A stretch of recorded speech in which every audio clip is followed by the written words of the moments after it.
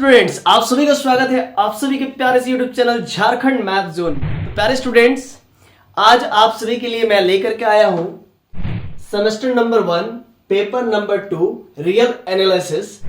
और ये जो है कि एमएससी फर्स्ट सेमेस्टर के स्टूडेंट्स के लिए है, एमएससी फर्स्ट सेमेस्टर के स्टूडेंट्स के लिए। तो आपको ये कुछ यहाँ पर आपको आज जो स्टार्ट करने जा रहे हैं आपके लिए वो है रियल एनालिसिस, और बहुत ही डिटेल से हम लोग बात करेंगे।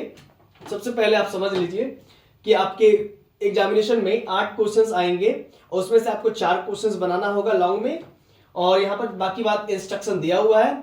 और ये पहले का चूंकि इंस्ट्रक्शन दिया हुआ है इसलिए 9 क्वेश्चंस वगैरह यहाँ पर लिखा हुआ है, तो उससे आप भयभीत नहीं होए।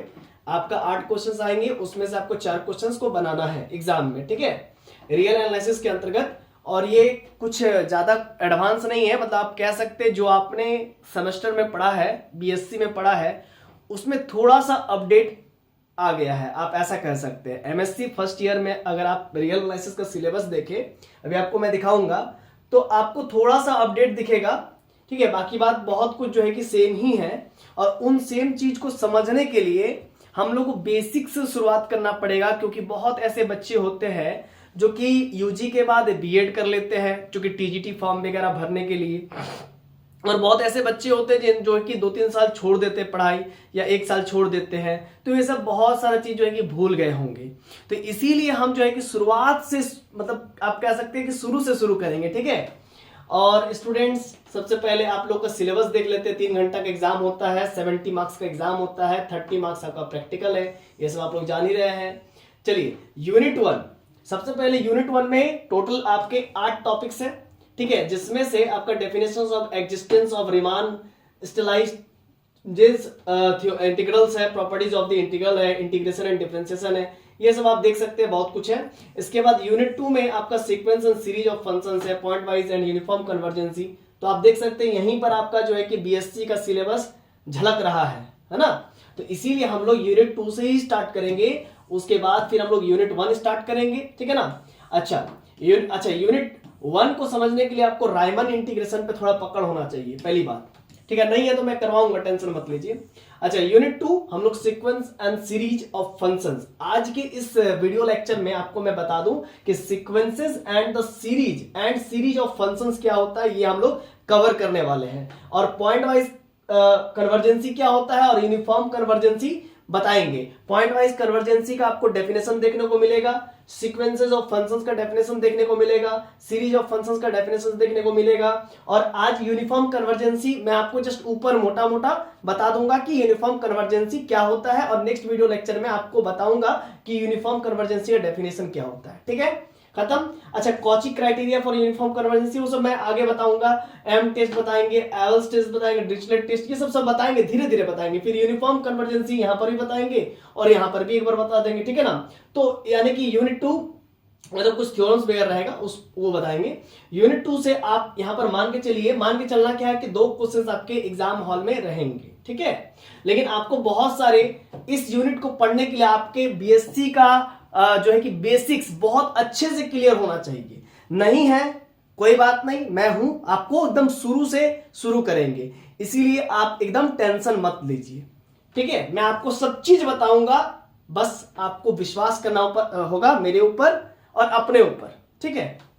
और देखिए, यूनिट 3 फिर होगा आपका जो है कि रीमान स्टेलाइज्ड इंटीग्रेशंस है, फिर आपका यूनिफॉर्म कन्वर्जेंसी एंड डिफरेंशिएशन, ये सब बताएंगे, ठीक है ना। आगे आने वाले लेक्चर्स में बताएंगे। मतलब ज्यादा टॉपिक नहीं है, आप देख सकते हैं इधर 6 टॉपिक है, ऊपर 6 टॉपिक है, उसके ऊपर 8 टॉपिक है, ठीक है। फिर यूनिट 4 की बात करेंगे तो उसमें से आपका जो है कि टोटल 13 टॉपिक्स है, ठीक है, समझ रहे हैं ना।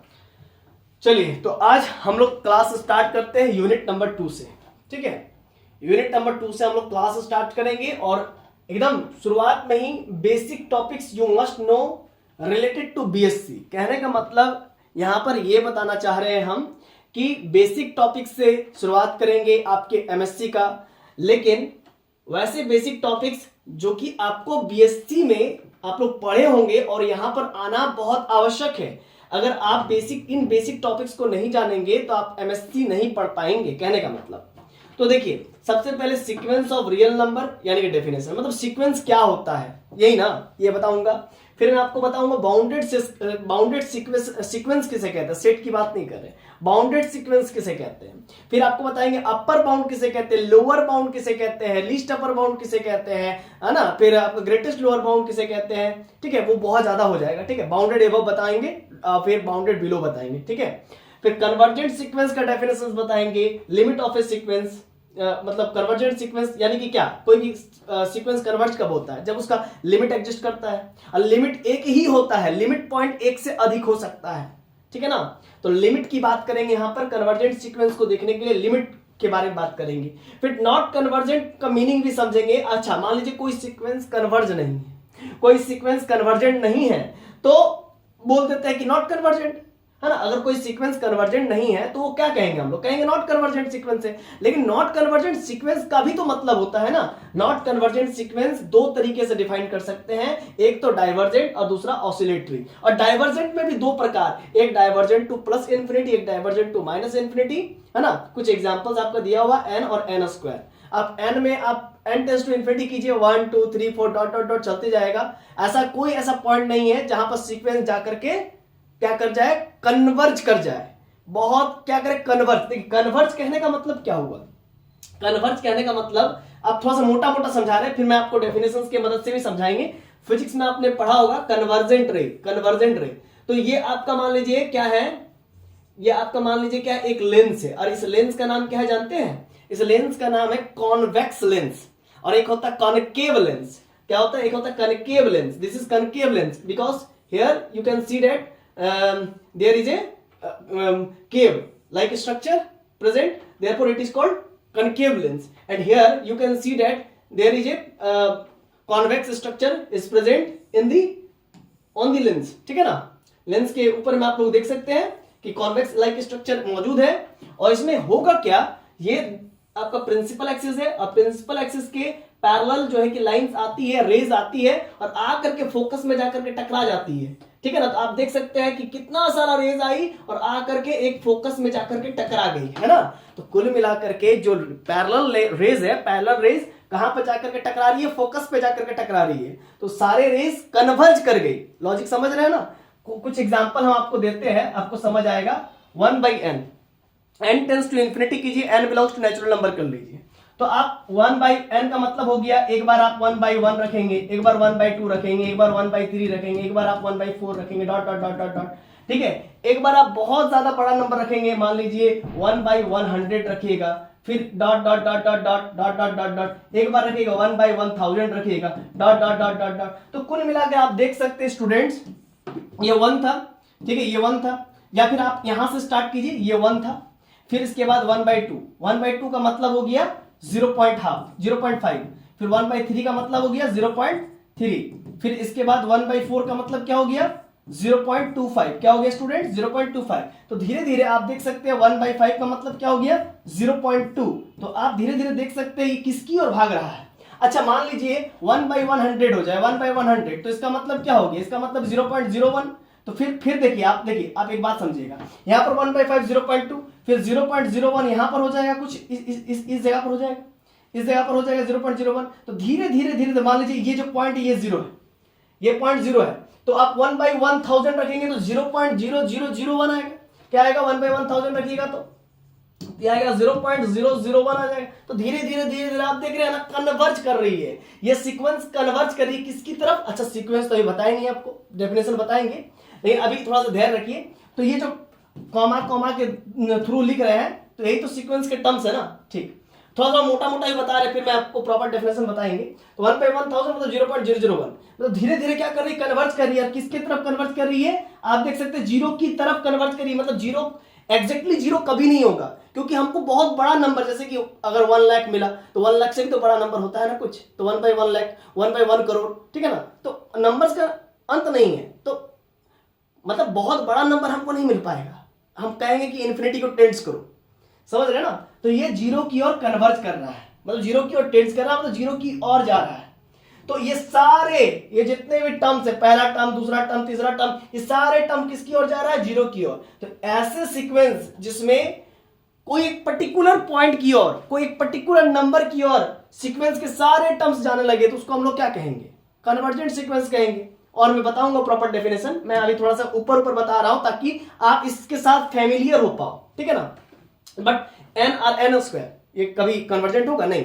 एन का मान आप इन्फिनिटी रखोगे तो इन्फिनिटी ही जाएगा, एन का मान एन स्क्वायर रखोगे तो इन्फिनिटी का स्क्वायर इन्फिनिटी ही होता है, ठीक है ना। कुल मिलाकर के एक डाइवर्जेंट सीक्वेंस बनाएगा और प्लस इन्फिनिटी पर डाइवर्ज होगा। अब उसी के जगह पर माइनस एन रहता तो माइनस इन्फिनिटी पर डाइवर्ज होता है। अब देखिए कन्वर्जेंट सीक्वेंस कहने का मतलब कन्वर्जेंट तो लिमिट एग्जिस्ट होना चाहिए, और नॉट कन्वर्जेंट कहने का मतलब कि भाई वो डाइवर्जेंट टू प्लस इन्फिनिटी हो जाए या माइनस इन्फिनिटी हो जाए या फिर ऑसिलेटरी सीक्वेंस हो जाए। ऑसिलेटरी सीक्वेंस भी दो प्रकार के होते हैं, एक फाइनाइटली ऑसिलेटिंग सीक्वेंस होता है, एक इनफाइनाइटली ऑसिलेटिंग सीक्वेंस होता है। सर कैसे, जरा समझिएगा। देखिए ये ऑसिलेट कर रहा है, पेंडुलम देखे है ना, तो पेंडुलम की तरह ऑसिलेट करता है। देखिए यहाँ पर ये लॉजिक समझिएगा, एक बार -1 आएगा, एक बार +1 आएगा, एक बार -1 आएगा, एक बार +1 आएगा। मतलब ये आपका A1 है मान लीजिए, फिर ये आपका A2 है मान लीजिए, फिर ये आपका A3 है मान लीजिए, फिर ये आपका A4 है मान लीजिए।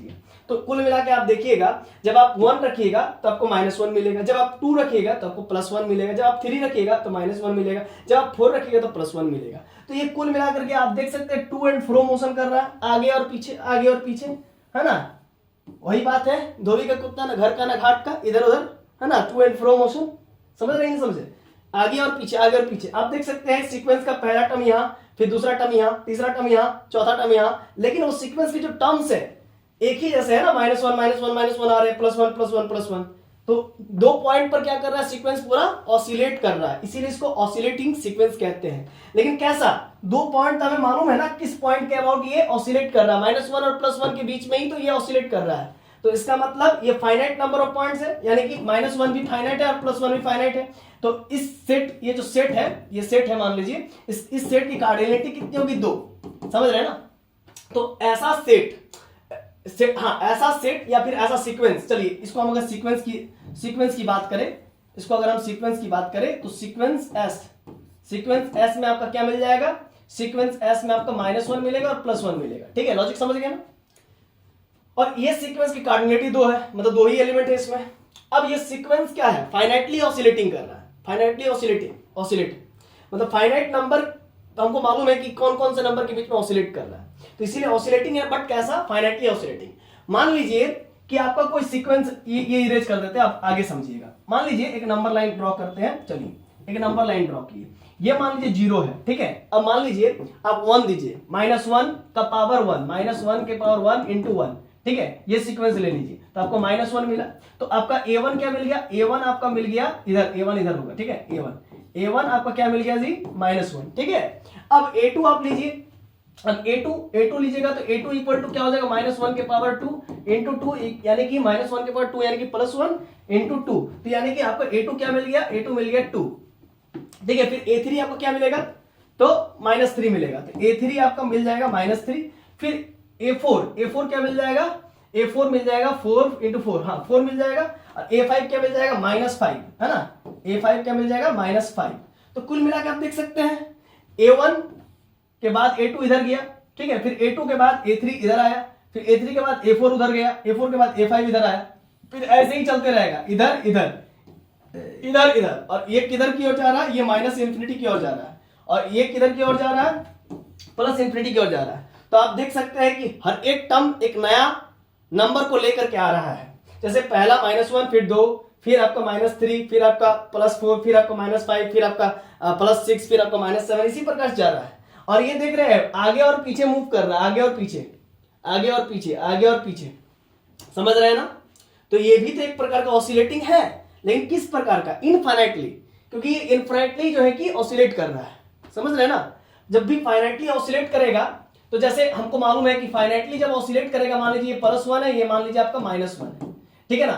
तो फाइनाइटली अगर ऑसिलेट करेगा तो क्या होगा, फाइनाइटली ऑसिलेट करेगा तो कुछ इस प्रकार से होगा, कुछ इस प्रकार से होगा। इसका एम्पलीट्यूड हमें पता चल जाएगा कि एम्पलीट्यूड क्या है, समझ रहे हैं ना। इसका क्रेस्ट हमको पता चल जाएगा कि कितना, मतलब वही बात है, क्रेस्ट का एम्पलीट्यूड पता चल जाएगा। और ये आपका क्या होता है, ये आपका ट्रफ होता है, ट्रफ मतलब कि चोटी का भी हमें एम्पलीट्यूड पता चल जाएगा। और नीचे इसको कहते हैं क्रेस्ट, है ना, गहराई, गर्त, तो गर्त का भी हमें एम्पलीट्यूड पता चल जाएगा अगर फाइनाइटली ऑसिलेटिंग हुआ तो, है ना। ये माइनस, ये +1 फिर -1, +1 -1। इस प्रकार का ग्राफ आपको मालूम है कौन बनाता है? साइन बनाता है ना? इस प्रकार का ग्राफ कौन बनाता है? साइन बनाता है, आपको मालूम होना चाहिए। साइन 90 पर 1 होता है, साइन ये हो गया 90 90 180 फिर 90 फिर वही हो गया 270। साइन 270 पर -1 हो जाएगा, साइन 270 को 90 गुने 3 लिख सकते हैं, अब +0 तो 90 गुने 3 मतलब कि थर्ड क्वाड्रेंट, तो माइनस साइन माइनस cos 0 मतलब 1 -1 हो गया, तो कुल मिला के -1। ये सब जानते हैं ना आप लोग? चलिए नहीं जानते तो पूछिएगा कमेंट में, मैं आपको बताऊंगा, ठीक है। तो ये देख सकते हैं इनफाइनाइटली ऑसिलेट कर रहा है, ठीक है, इनफाइनाइटली ऑसिलेट कर रहा है। और ये आप देख सकते हैं माइनस इन्फिनिटी तक किधर जाएगा और इधर प्लस इन्फिनिटी तक जाएगा, तो इसीलिए इसको हम लोग इनफाइनाइटली ऑसिलेटिंग कहते हैं। तो यही सब चीज थोड़ा थोड़ा बेसिक्स आपको मैं बता दूंगा और अब बड़ा शिद्दत से बताऊंगा by the help of definitions, ठीक है। ये सब चीज आपने पढ़ रखा है बीएससी में। तो sequence and series of functions, देखिए अच्छा एमएससी का भी ये टॉपिक है, एमएससी इंपॉर्टेंट लिखा हूं मैं, यानी कि एमएससी में भी आपको ये काम आएगा। अब देखिए काम आएगा मतलब ये टॉपिक है, पहला टॉपिक ही आपको ये पढ़ना sequence and series of function, और इसको भी मैं दो पार्ट में तोड़ा हूं। पहला sequence of real number, sequence and series of function कहने का मतलब कि आप फंक्शन को आप सीक्वेंस की तरह देखेंगे। क्या मैंने बोला? सीक्वेंस ऑफ, देखिए sequence and series of function, sequence and series of function, sequence and series of function कहने का मतलब कि आप फंक्शन को आप सीक्वेंस की तरह देखेंगे, ठीक है। और उसको देखने के लिए, जैसे sequence and series of function देखने के लिए आपको सबसे पहला टॉपिक पढ़ना होगा सीक्वेंस ऑफ रियल नंबर। मैंने क्या बोला फिर से एक बार समझिएगा, sequence and series of function, तो इसको दो पार्ट में तोड़िए, sequence of function and series of function. तो फंक्शन को सीक्वेंस की तरह देखेंगे और फंक्शन को सीरीज की तरह देखेंगे। क्या मैंने बोला? फंक्शन को सीक्वेंस की तरह देखेंगे और फंक्शन को सीरीज। मैं लिख के बताता हूं, आपको ज्यादा दिक्कत नहीं होगा। फिर मैं बोल रहा हूं sequence and series of function, ये पहला आपका टॉपिक है ना, देखिएगा यूनिट 2 में पहला टॉपिक है। तो हम इसको लिखते तोड़ करके sequence of function, sequence of function कहने का मतलब फंक्शन को सीक्वेंस की तरह देखना है। फिर सीरीज ऑफ फंक्शंस कहने का मतलब, सीरीज ऑफ फंक्शंस कहने का मतलब फंक्शन को सीरीज की तरह देखना है। देखेंगे जब वक्त आएगा तो देखेंगे, लेकिन उससे पहले आपको मालूम होना चाहिए कि भाई सीक्वेंस क्या होता है। सीक्वेंस क्या होता है? सीक्वेंस को हम लोग रियल नंबर की मदद से ही डिफाइन करते हैं, सीक्वेंस ऑफ रियल नंबर। तो आइए, ठीक है, तो सबसे पहले एक बात समझिएगा, सीक्वेंस को डिफाइन करने के लिए हमें एक डोमेन चाहिए जो कि नेचुरल नंबर होगा, और आउटपुट जो होगा यानी कि कोडोमेन होगा वो रियल नंबर होगा। मतलब f कोई एक ऐसा फंक्शन होना चाहिए, मतलब सीक्वेंस क्या है? एक प्रकार का फंक्शन है और वो कहां से कहां तक के बीच में मैपिंग होगा? n to r, मतलब natural number two real number में। और जो कोडोमेन का रेंज आएगा, मतलब कोडोमेन मतलब जो मैप्ड होकर के रेंज आएगा, और उस रेंज को जब हम लोग कॉमा करके लिखते हैं एंगल ब्रैकेट के अंदर या स्मॉल ब्रैकेट के अंदर या कर्ली ब्रैकेट के अंदर, तो उसको हम लोग सीक्वेंस कहते हैं। अब ये क्या बात हुआ, अब समझिएगा। देखिए मैंने क्या बोला, जो मैंने बोला उसको मैं थोड़ा सा लिख करके दिखा देता हूं। सीक्वेंस ऑफ रियल नंबर कहने का मतलब ये हुआ कि सीक्वेंस एक प्रकार का फंक्शन होता है। फिर से एक बार समझिए, सीक्वेंस एक, क्योंकि जब तक लिख करके नहीं समझाएंगे तो आपको समझ नहीं आएगा। ये तो डेफिनेशन तो बाबा आदम जमाने से ही चलते आ रहा है, लेकिन आपको डेफिनेशन के साथ साथ उसको फील करवाएंगे हम। फील है ना, फील जो कहते हैं ना, वो फील ही करवाएंगे। आइए यहाँ पर थोड़ा सा फील करा देते हैं, आइए इस जगह पर, ठीक है। आइए मैं एक बार देख लेता हूं कि आपको दिख रहा है कि नहीं। हाँ दिख ही रहा। सीक्वेंस कहने का मतलब ये हुआ कि कोई फंक्शन होगा, सीक्वेंस एक प्रकार का फंक्शन होता है। आप पहले समझिए, वो फंक्शन की मदद से ही बना हुआ होता है। ऐसा मत बोलिए कि सीक्वेंस फंक्शन होता है, नहीं। मतलब सीक्वेंस को फंक्शन की मदद से डिफाइन करते हैं, f such that n to r real number. पहले ये मैंने दिखाया एक फंक्शन। और एक बात समझिएगा, ये आपका नेचुरल नंबर होगा जो कि डोमेन का काम करेगा, और ये आपका रियल नंबर होगा जो कि कोडोमेन का काम करेगा, ठीक है। अब यहां पर मान लीजिए हम कोई एक डिफाइन करते हैं fn या फिर fx equal to x square, और यहां पर हाँ ये आप कह सकते हैं fx equal to x square, और आप ये कह सकते हैं कि x belongs to natural number, ऐसा कह दीजिए, है ना, कोई दिक्कत नहीं है, ठीक है। तो अगर आप एक मैंने डिफाइन किया है, बस एक रूल डिफाइन किया, तो ये 1 लिए तो 1 का स्क्वायर 1 मिल गया, 2 लिए तो 2 के क्रॉसपोंडिंग 2 का स्क्वायर 4 मिल गया, फिर 3 लिए तो 3 के क्रॉसपोंडिंग 9 मिल गया, 3 का स्क्वायर 9। तो देखिए आप नेचुरल नंबर से मैपिंग कर रहे हैं, नेचुरल नंबर से एक f मैपिंग कर रहे हैं, है ना, n to r में, और आपको रियल नंबर मिल रहा है, रियल नंबर मिल रहा है। लॉजिक समझ गया ना। और ये जो रियल नंबर मिल रहा है, रियल नंबर तो बहुत सारा है। आप 1 और 4 के बीच में इन्फिनाइट रियल नंबर है, 4 और 9 के बीच में इन्फिनाइट रियल नंबर है।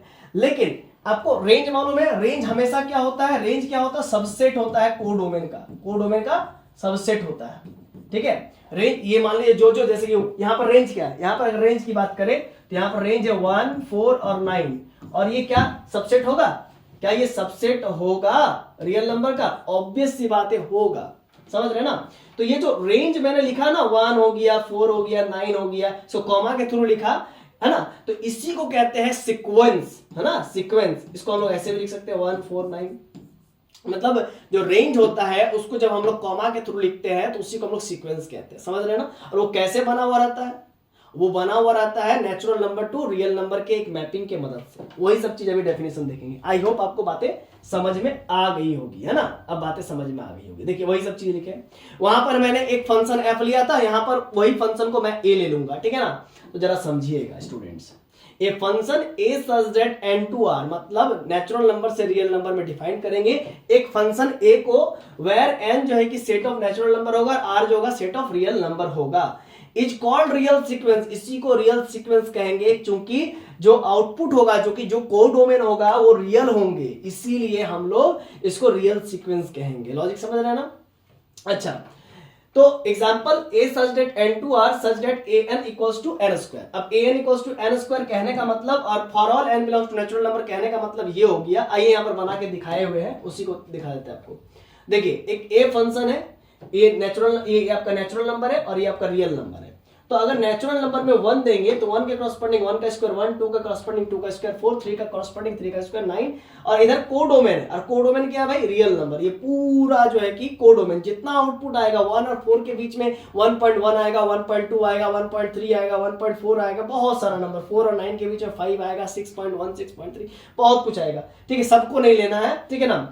जो 1, 4, 9 ये सब जो रेंज जिसका मैप्ड हो रहा है, जो मैप्ड हो रहा है, जो किसी का प्री इमेज है, जैसे 4 का प्री इमेज 2 है, 1 का प्री इमेज 1 है, 9 का प्री इमेज 3 है, तो सबका प्री इमेज होना चाहिए। जो किसी का प्री इमेज है वो रेंज सेट में आएगा। रेंज सेट में जैसे 1 आएगा, 4 आएगा, 9 आएगा, समझ रहे ना। और ये जो रेंज सेट में आएगा, तो रेंज सेट में आएगा तो उसको कैसे लिखते हैं, इसमें एक कर्ली ब्रैकेट से 1, 4, 9 डॉट डॉट डॉट जो आएगा सो आएगा। तो उसी को हम लोग कहते हैं क्या, इसी को कहते हैं सीक्वेंस।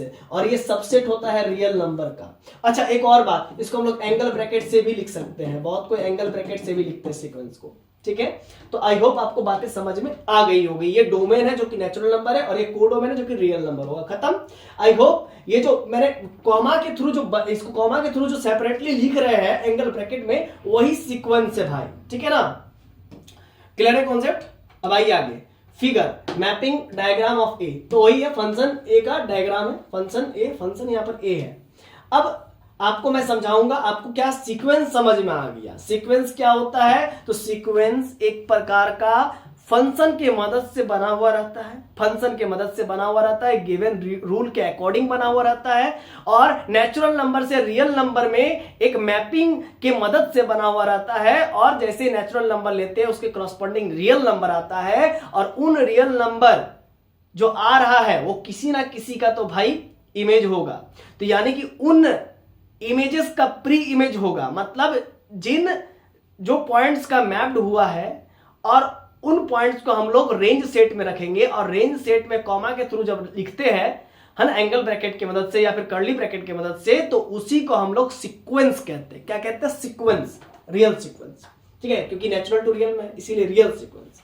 अगर नेचुरल टू कॉम्प्लेक्स में रहता तो कॉम्प्लेक्स सीक्वेंस, लेकिन वो नहीं पढ़ना हमें, ठीक है ना। ठीक है, ये बहुत काम में आएगा, आप लोग ध्यान से देखिए, क्योंकि जब टोपोलॉजी पढ़ेंगे तो ये जो आपका रियल एनालिसिस का पार्ट है वहां पर भी काम आएगा, ठीक है, वहां पर भी काम आएगा, इसीलिए बहुत शिद्दत से देखिए। अब सीरीज ऑफ फंक्शंस पढ़ेंगे या इनफाइनाइट सीरीज पढ़ेंगे, ठीक है ना। क्या पढ़ेंगे, सीरीज ऑफ फंक्शंस या फिर इनफाइनाइट सीरीज। अभी आपने क्या समझा, अभी आपने पढ़ा सीक्वेंस ऑफ रियल नंबर यानी कि सीक्वेंस समझा, फिर सीक्वेंस ऑफ फंक्शंस अभी आपने नहीं पढ़ा है, सीरीज ऑफ फंक्शंस अभी आपने नहीं पढ़ा। यही तो मेन टॉपिक है, यही तो आपको एमएससी में पढ़ना है। और इन टॉपिक्स, इन दो टॉपिक्स को पढ़ने के लिए आपको सीक्वेंस ऑफ रियल नंबर आना चाहिए, और सीक्वेंस क्या होता है वो आना चाहिए, कहने का मतलब, और सीरीज क्या होता है ये पता होना चाहिए। क्या तो देखिए सीक्वेंस मैंने बता दिया कि क्या होता है, अब सीरीज बताने जा रहा हूं कि क्या होता है। अब सीरीज जानते हैं स्टूडेंट्स किससे बना हुआ रहता है, सीक्वेंस की मदद से ही बना हुआ रहता है। तो सीरीज ऑफ फंक्शन जिसको इनफाइनाइट सीरीज भी कहते हैं बहुत कोई। चलिए आइए हम लोग सीरीज समझते क्या होता है। तो सीरीज को समझने के लिए हमें सीक्वेंस लिखे हैं, उसको भी समझिए। If n is a sequence, अब इसको ऐसे थोड़ा सा रफ वर्क में मेरा समझिए। सीक्वेंस क्या होता है, जैसे ए एन बराबर मान लीजिए ये पहला टर्म हो गया ए1, है ना, पर ए1 ये सीक्वेंस के टर्म्स को A1 A2 A3 dot dot dot dot dot लिखते हैं, ठीक है, एंगल ब्रैकेट की मदद से। ये सीक्वेंस हो गया। अब इस सीक्वेंस के प्रत्येक टर्म को, ये फर्स्ट टर्म है, ये दूसरा टर्म है, तीसरा टर्म है, इसको अगर हम लोग समेशन के रूप में लिख दे a2 plus a3 plus dot dot dot dot dot dot चलते रहेंगे इनफिनिट तक, ठीक है। क्या क्या लिखेंगे, a1 प्लस a2 सीक्वेंस के ईच एंड एवरी टर्म को जब हम लोग प्लस करके लिखते हैं, यानी कि समेशन के रूप में लिखते हैं, dot dot dot dot an plus फिर डॉट डॉट डॉट डॉट चलते रहे। तो इसी मुखड़े को, इसी चेहरे को हम लोग कहते हैं सीरीज। क्या कहते हैं, सीरीज। और इनफिनाइट तक जा रहा है तो इनफिनाइट सीरीज कहते हैं। मान लीजिए हम लोग an तक ही लिख देंगे ना, तो इसको कहते हैं, है ना, series of partial sum, series of partial sum कहते हैं। तो वो बात की बात है। अभी पहले सीरीज समझ लीजिए। तो देखिए, if an is a sequence of real number, ये सीक्वेंस है रियल नंबर, और अभी आपने पढ़ा कि सीक्वेंस ऑफ रियल नंबर क्या है। Then the expression a1 plus a2 plus a3 dot dot dot an plus dot dot dot चलते रहे। तो ये जो एक्सप्रेशन है, ये जो मुखड़ा है, मतलब सीक्वेंस के ईच एंड एवरी टर्म को जब आप समेशन के रूप में लिखते हैं, is called an infinite series. इसी को इनफाइनाइट सीरीज कहते हैं, या फिर सीरीज ऑफ फंक्शंस कहते हैं। अब सीरीज ऑफ फंक्शंस क्यों कहते हैं सर, क्योंकि सीक्वेंस को डिफाइन करने के लिए हमें किसका मदद लिए थे, फंक्शन का मदद लिए थे, है ना, किसका मदद लिए थे, फंक्शन का मदद लिए थे। और सीक्वेंस को डिफाइन करने के लिए और सीरीज को डिफाइन करने के लिए सीक्वेंस का मदद ले रहे हैं, और सीक्वेंस तो फंक्शन का मदद ले ही चुका है, इसीलिए सीरीज ऑफ फंक्शंस कहते हैं। आई होप आपको बातें समझ में आ गई। वैसे भी आप समझिए ना भाई, a1 के क्रॉसपोंडिंग कुछ ना कुछ तो मिलेगा ना। a1 के क्रॉसपोंडिंग जैसे an equals to n square है, an equals to n square है, तो a1 बराबर 1 मिलेगा, a2 बराबर 4 मिलेगा, a3 बराबर 9 मिलेगा। तो वही तो बात है कि उसके क्रॉसपोंडिंग कुछ मिल रहा है ना। तो फंक्शन ए मैपिंग के थ्रू ही हमें जो है कि सीक्वेंस के टर्म मिल रहे हैं, और उन सीक्वेंस के टर्म को जब समेशन के रूप में लिख रहे हैं, तो दैट इज कॉल्ड सीरीज, खत्म। और and it is written as sigma an and n equals to 1 to infinity, और सिंपली सिग्मा an। कहने का मतलब सीरीज के टर्म्स को हम लोग इस प्रकार से लिखो या फिर इस प्रकार से लिखो, बतिया इज सेम, है ना। कहने का मतलब an है बाबू, n इक्वल्स टू 1 से लेकर के इंफिनिटी। अब ये तुम्हारा हो जाएगा a1 plus a2 plus a3 plus dot dot dot dot dot चलते रहेगा, ठीक है ना। अच्छा, ये हो गया सीरीज, खत्म हो गया। इनफिनाइट सीरीज कहिए या फिर सीरीज ऑफ फंक्शन कहिए, बतिया इससे।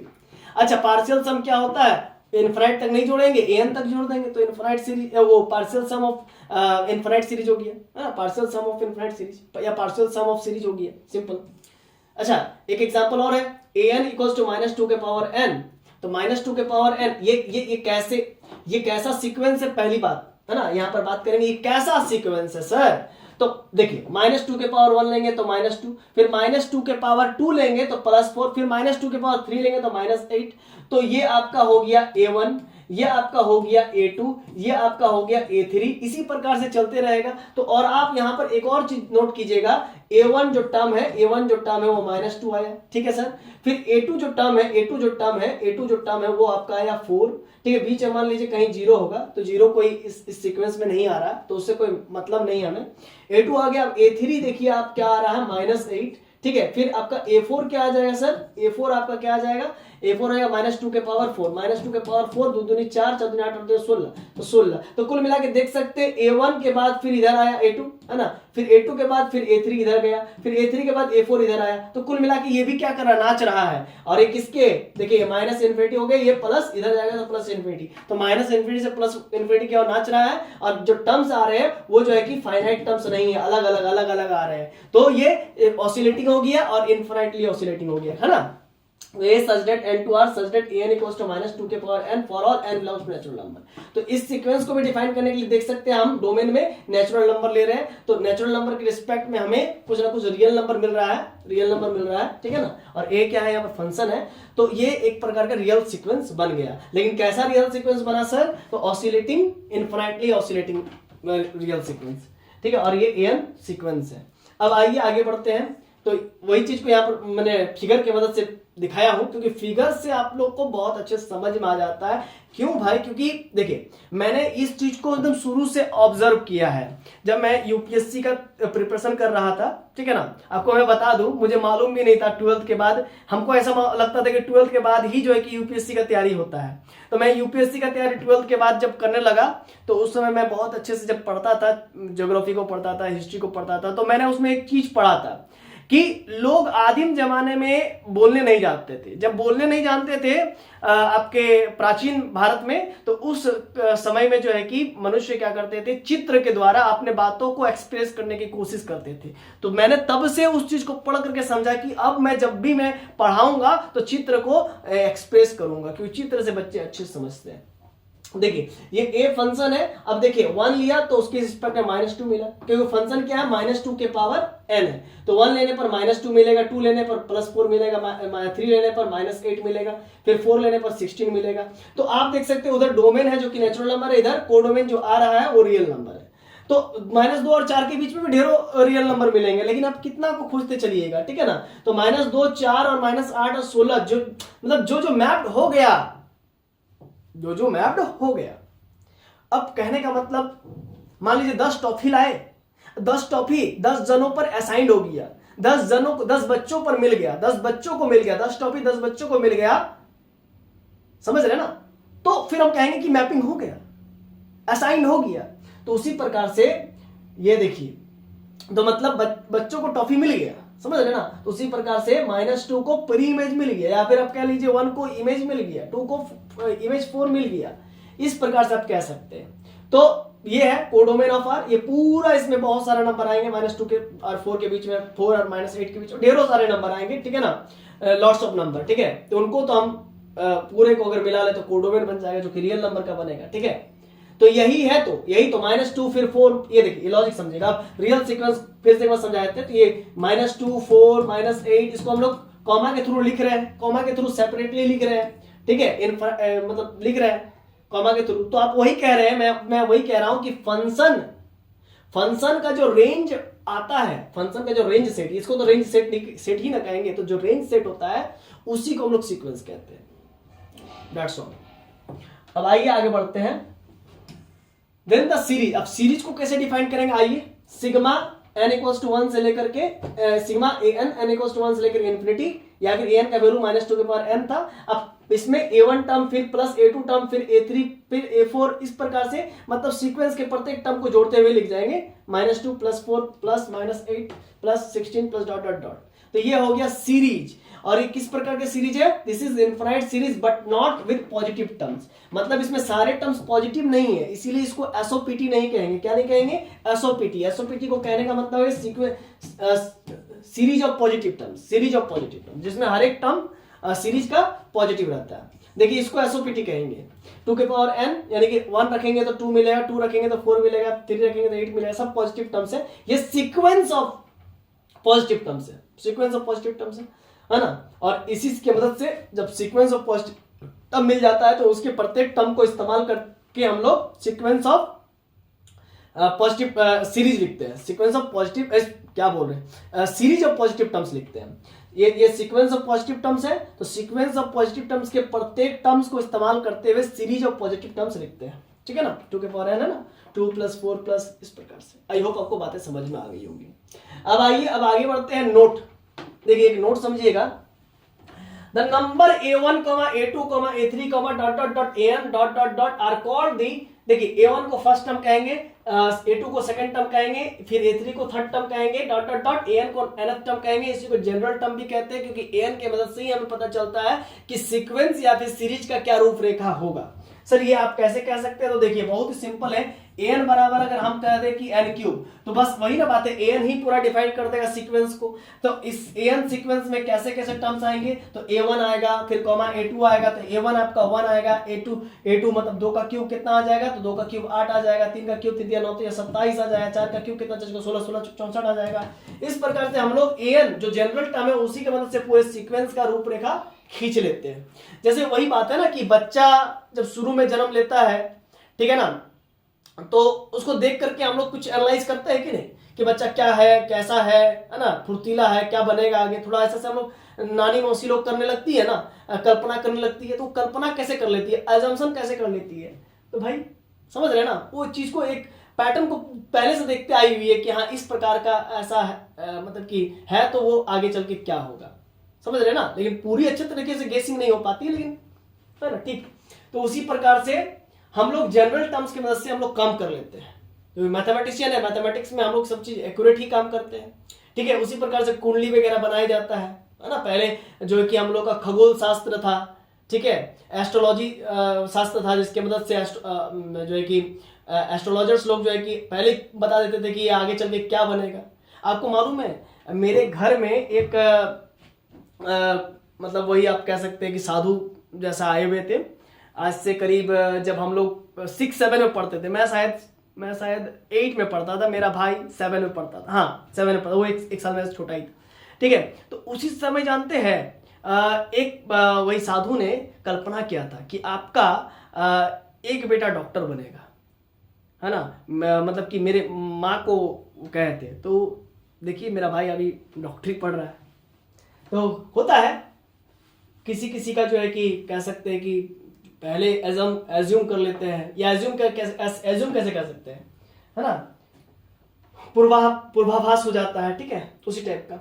If the terms of a series are all non negative that is an is greater than equal to 0 for all n belongs to natural number, ठीक है। अब मेरे बारे में भी बताया गया है, लेकिन मैं आपको नहीं बताऊंगा कि मैं क्या बनूंगा मुझे ही पता है, बट देखिए आगे क्या होता है, ठीक है। अभी तो जो मैं कर रहा हूं वो आप तो देख ही रहे हैं, और इसमें बहुत मुझे मजा आता है, ठीक है।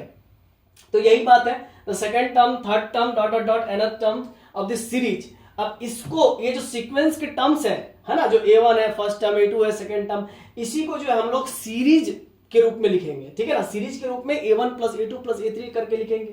तो if the terms of this series are all negative, logic समझिएगा, सीरीज के प्रत्येक टर्म अगर नेगेटिव हो जाए, है ना, तो क्या होगा, लॉजिक समझिएगा। यहां पर नेगेटिव ना लिख करके नॉन नेगेटिव, हाँ नॉन नेगेटिव मतलब नेगेटिव नहीं होना। If the terms of series are all non negative, तो सीरीज के प्रत्येक टर्म का नॉन नेगेटिव कहने का मतलब सीक्वेंस के प्रत्येक टर्म को नॉन नेगेटिव होना पड़ेगा। तो नॉन नेगेटिव कहने का मतलब an is greater than equal to 0 होना चाहिए for all n belongs to natural number के लिए, है ना, मतलब कि प्रत्येक टर्म, जैसे A1 भी मान लीजिए n belongs to natural number बोला तो A1 ले लीजिए जो कि ग्रेटर देन इक्वल टू 0 होना चाहिए, फिर A2 ले लीजिए ग्रेटर देन इक्वल टू 0 होना चाहिए, A3 ले लीजिए ग्रेटर देन इक्वल टू 0 होना चाहिए। मतलब 0 हो तो कोई दिक्कत नहीं है, लेकिन नेगेटिव नहीं होना चाहिए, नॉन नेगेटिव होना चाहिए।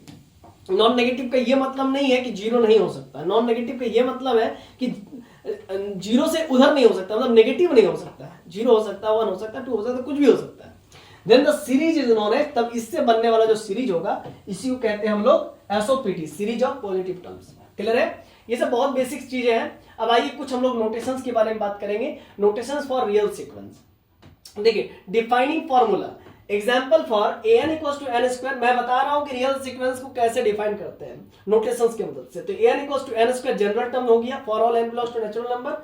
अब इट इज सेम एज, मतलब इस an equal to n square को हम लोग कह रहे हैं कि ये सेम है किसके, किस तरह से, किस प्रकार से, तो a such that n2 real number such that an equal to n square for all n belongs to natural number. मतलब चाहे आप an equal to n square for all n belongs to natural number लिखो, या फिर आप a such that n2 r such that an equal to n square for all n belongs to natural number लिखो, दोनों ही बात same है, ठीक है ना। दोनों ही बात से हम लोग, दोनों ही स्थिति से जो है कि हम लोग सीक्वेंस, रियल सीक्वेंस को डिफाइन कर पाएंगे, रियल सीक्वेंस को डिफाइन कर पाएंगे। तो n equal to n square general term है, ठीक है। a such that n2r, मतलब रियल सीक्वेंस को डिफाइन करने के लिए सबसे पहले हम लोग फंक्शंस का मदद ले रहे हैं। कोई a फंक्शन है, n से r में डिफाइंड है, और इस प्रकार से कि n equals to n square general term बता दिया है, इसी की मदद से आप सीक्वेंस को डिफाइन करेंगे। और सीक्वेंस को, जो पर्टिकुलर सीक्वेंस को, मतलब सीक्वेंस को ही रिप्रेजेंट करने का तरीका है एंगल ब्रैकेट में, या फिर स्मॉल ब्रैकेट में, या फिर कर्ली ब्रैकेट में, आप जैसा मन वैसा कर सकते हैं।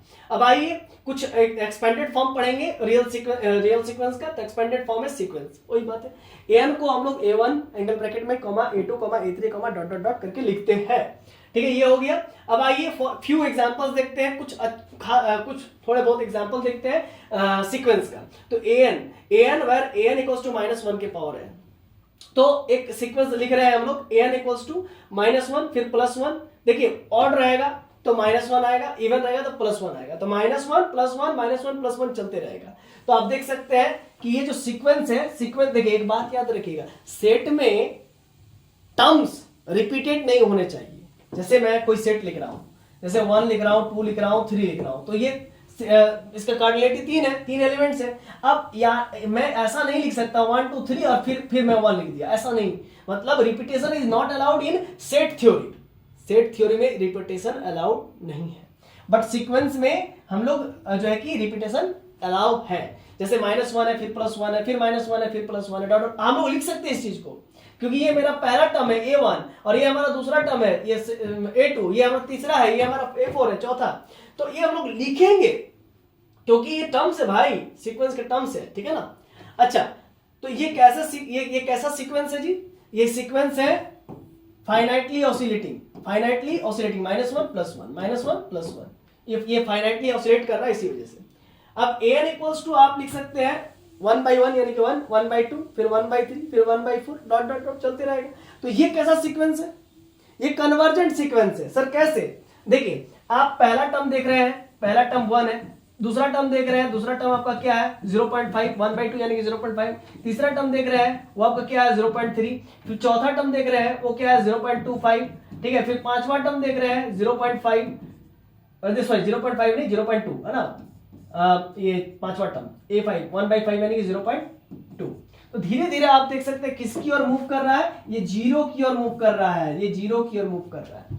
ये पूरे सीक्वेंस के जो टर्म्स है वो 0 की ओर मूव कर रहा है। तो जब कभी भी कोई भी सीक्वेंस, मतलब ऐसा कह सकते हैं कि सीक्वेंस के प्रत्येक टर्म जब एक फाइनाइट नंबर की ओर मूव कर जाए तो हम लोग कहते हैं सीक्वेंस में ना कन्वर्जेंट है।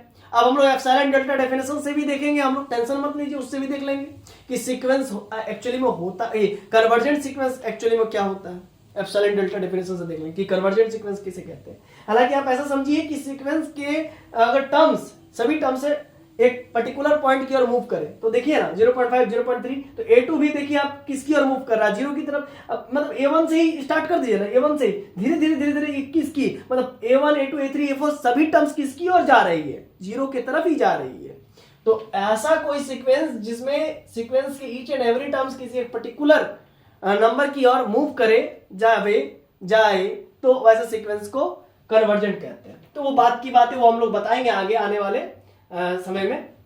फिलहाल अभी आप रेंज ऑफ सीक्वेंस पढ़िए या रेंज सेट ऑफ सीक्वेंस पढ़ेंगे। रेंज सेट ऑफ सीक्वेंस कहने का मतलब वही सेम बात है जैसा रेंज ऑफ सीक्वेंस कहने का मतलब बात सेम है।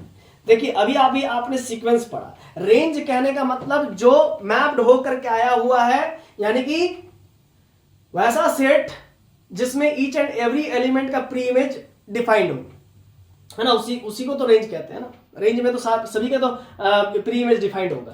तो रेंज ऑफ सीक्वेंस कहिए या फिर रेंज सेट ऑफ सीक्वेंस कहिए, बतिया इससे। तो देखिए, तो रेंज ऑफ सीक्वेंस पढ़ने से पहले मैं आपको कुछ बता दूं, जो इधर कोडोमेन में जिसका इसका मैपिंग हो चुका है, जैसे कि मान लीजिए 1 का मैप हो गया किसी के साथ, 2 का मैप हो गया किसी के साथ, ठीक है ना। तो ये जो आ रहा है 1 2 3 4, तो ये रेंज है, इसी को रेंज कहेंगे या फिर इसको रेंज सेट भी कहेंगे, ठीक है ना, या सीक्वेंस ऑफ रेंज कहेंगे। सीक्वेंस ऑफ रेंज कहने का मतलब ये सीक्वेंस ही ना, ये जो रेंज है वो सीक्वेंस की तरह ही लिखा जा रहा है, इसीलिए। अब आप ज्यादा अच्छा समझ पाएंगे डेफिनेशन की मदद से। The set of all distinct terms, अब यहां पर देखिए सेट जब भी आता है तो वो डिस्टिंक्ट वाला जो डेफिनेशन है वो अपने साथ लेकर के आता है। The set of all distinct terms of a sequence n is called the range of the sequence. इसी को रेंज ऑफ द सीक्वेंस कहेंगे। कुछ एग्जाम मतलब देख फिर से वो समझिएगा। The set of all distinct terms होंगे ऑफ ए सीक्वेंस के an is called the range of the sequence. इसी an को ही हम लोग रेंज ऑफ द सीक्वेंस कहेंगे। आइए कैसे समझते हैं। n बराबर -1 के पावर n, ठीक है ना, -1 के पावर n। तो -1 के पावर जब हम लोग नेचुरल नंबर ले रहे हैं 1 तो मिल रहा है -1, 2 ले रहे हैं तो +1, 3 ले रहे हैं नेचुरल नंबर तो उसके क्रॉसपोंडिंग -1 मिल रहा है।